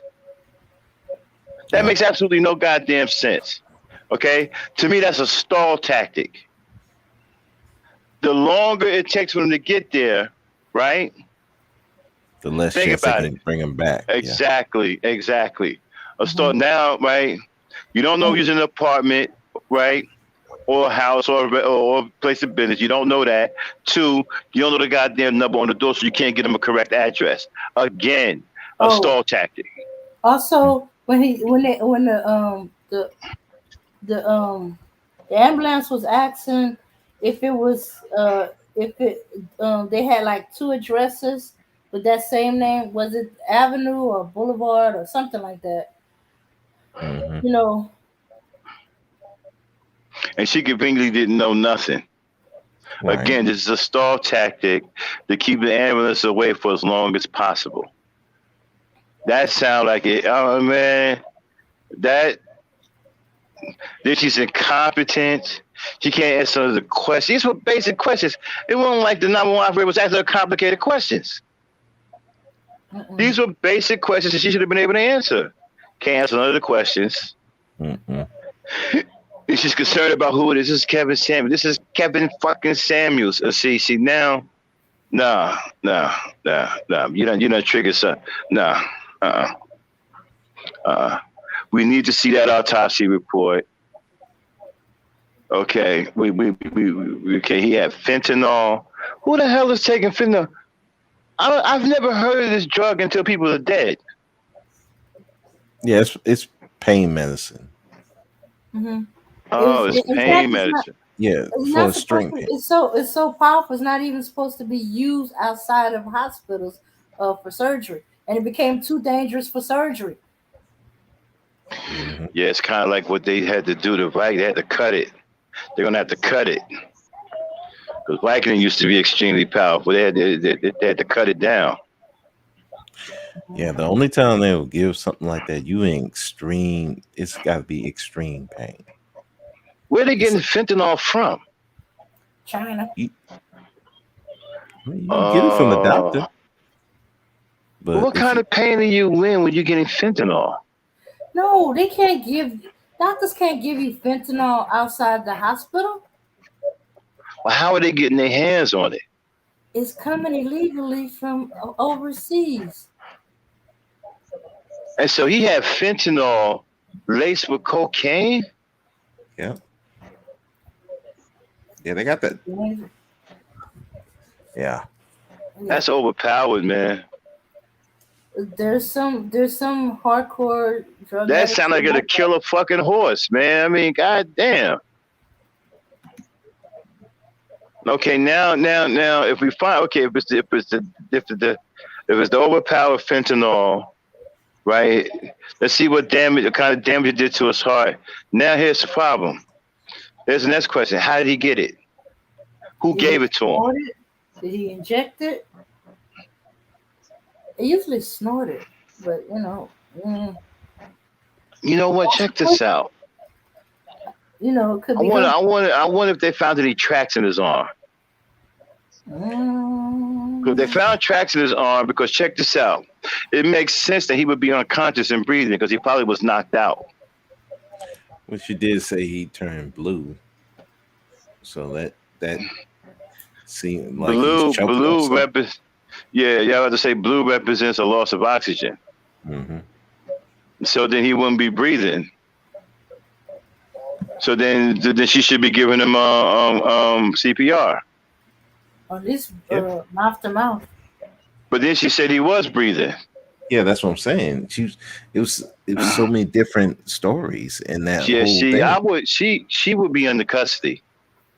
I got a lot of questions for her. I would have her arrested or brought in for questioning. Just off that 911 call, I got a lot of questions to ask her. I got a lot of questions. First of all, which one was it, ma'am? When did he turn blue? When was he breathing? When was he turning blue? What were you doing? I would ask her. I got a lot of questions for her. We are both naked. I'm very, very suspicious of her right now. Well, accordingly, they were still doing the deed when he collapsed on her. Is she? We don't know that because check this out. If he had fentanyl with the cocaine, I don't know, man. I got to do some research on that. Did she speed up his heart on purpose? You know, I mean, I don't know. We got to look at this. This could be a very clever hit. You know, interesting. You know what, y'all? We're going to do a follow-up on this, y'all. The Kevin Samuels 911 tape. Me and Dan going to do some research. We're going to get back at y'all. And we're going to follow this podcast up. Because as far as I'm concerned, I'm suspicious of her. She's under suspicion. Heavy suspicion. Mm-hmm. And I want to review because I got a lot of questions about her.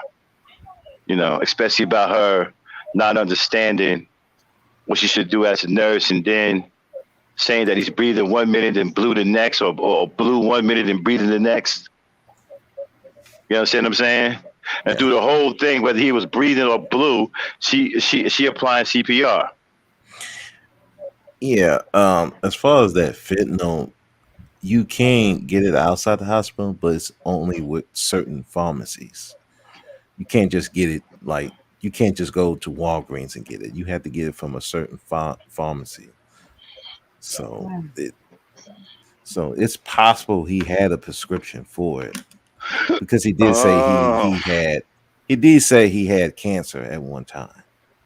Mm-hmm. But they will have to have. Okay, you know what? Mama Ranger said Kevin Cousins said the woman gave a fake name. Was she Latina? Supposed to be. So she was a Maria. So he messing with her. Okay, so he divesting. He did push for that Latinas were going to, that black men were going to go to Latinas instead of even with white women. So he did push that before he died. So he with Latina. He with a Latina, and she's incompetent. And she used a fake name, so it's possible that and she used a fake name. That the name is a registered nurse, but that woman there is not. All of this. It might have been. All of this is suspect. Yeah, because there was some confusion because in the police report that I read, like the first, like her name was correct, but in the police report when they were writing what happened, they misspelled the name, so people thought that woman with the misspelled name was the woman that was with Kevin, but if you look at the police report, the name that's spelled right, that's the one that's registered. But it still can. But like Mama Rain said, that woman could have still gave a fake name anyway. And if she's a lady of the night, she's not gonna give her a real name. No. Wait a minute. What do you mean, lady of the night? She's a sex worker? Supposedly. I thought she was a nurse. Well, that's the rumor that she was a lady of the night. That's what they thinking.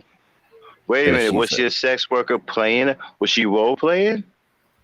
Was she playing nurse? Could have been. Because that would make her incompetency would make sense then. But if she is an actual registered nurse, there's some women who will be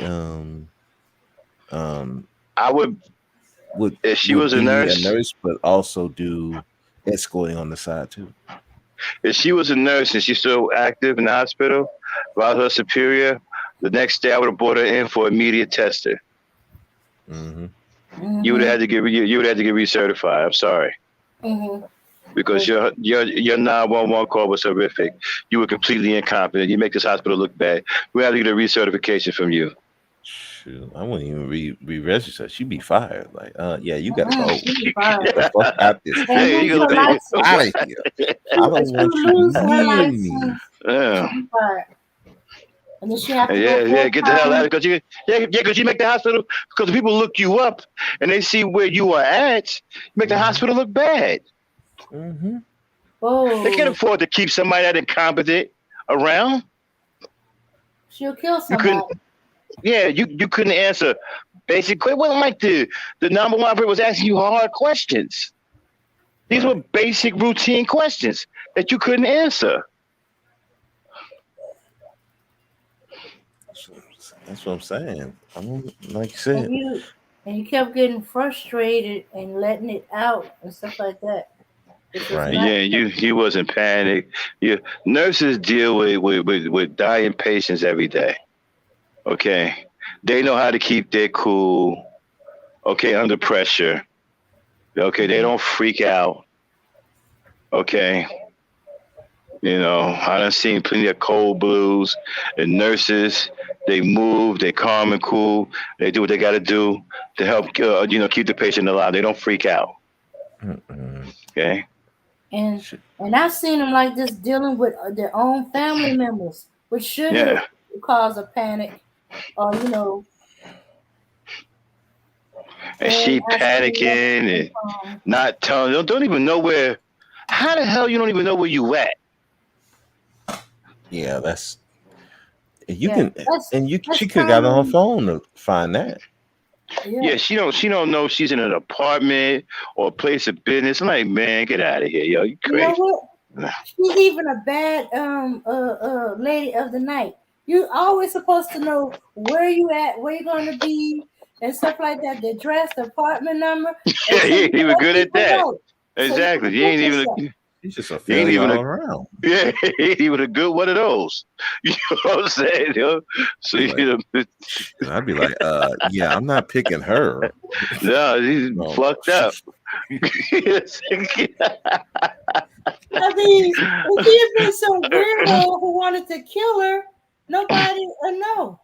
Because when she gets off I don't know how she got there, Uber, drove herself or whatever, she's supposed to give whoever she trusts, okay, I'm at this address, at this apartment, and the name of the person that I'm seeing is this, and that. And if you don't hear from me in an hour, I want you to call the police. Check this out. She said Kevin's cousin was a paperwork party network. Huh? Was on? Yeah, they were on the channel. Party network. Oh, it's another YouTuber? Yeah. And then Kevin cousin said it was things missing from his apartment. Ooh, she was gonna rob him. Or she robbed him. Or she let somebody come in and rob him while they were so-called doing it. Might be. Oh, I didn't think about that. Or she also, or she looked for the money and it wasn't there, so she was gonna get some money some kind of way. Yeah, she also, I think I don't know if y'all heard this, that she was offering $5,000 to speak on what happened. Yeah. She fucked up. Mm-hmm. She fucked up. All right, y'all. With that being said, we gotta shut it down. All right, bro. Thanks for coming up, man. No problem, man. Shout out to Mama Rain. Everybody, thanks for showing up. Passport Ray, we'll get at you probably tomorrow or Saturday. All right, you come in with your complaint, okay, and we'll address that. Then get the music ready, okay? All right. All right, everybody. Thanks for showing up to YT Gangsters show. I don't do often. I do every now and then when I feel like getting after these goons here on YouTube. But probably tomorrow we'll be back to our regular Gangsta Talk. All right, and we definitely gonna follow up on this. This ain't over. I didn't know all of this had transpired. It's my first time hearing the 911 tape. I want to get to the bottom of this now. I want to find out what really happened. All right, y'all. Peace, power, and unity. Again, we'll holler at you. If I don't see you guys tomorrow, we'll definitely see you for Ladies' Night. All right. All right, then get it. Peace, power, and unity. All right, then get us.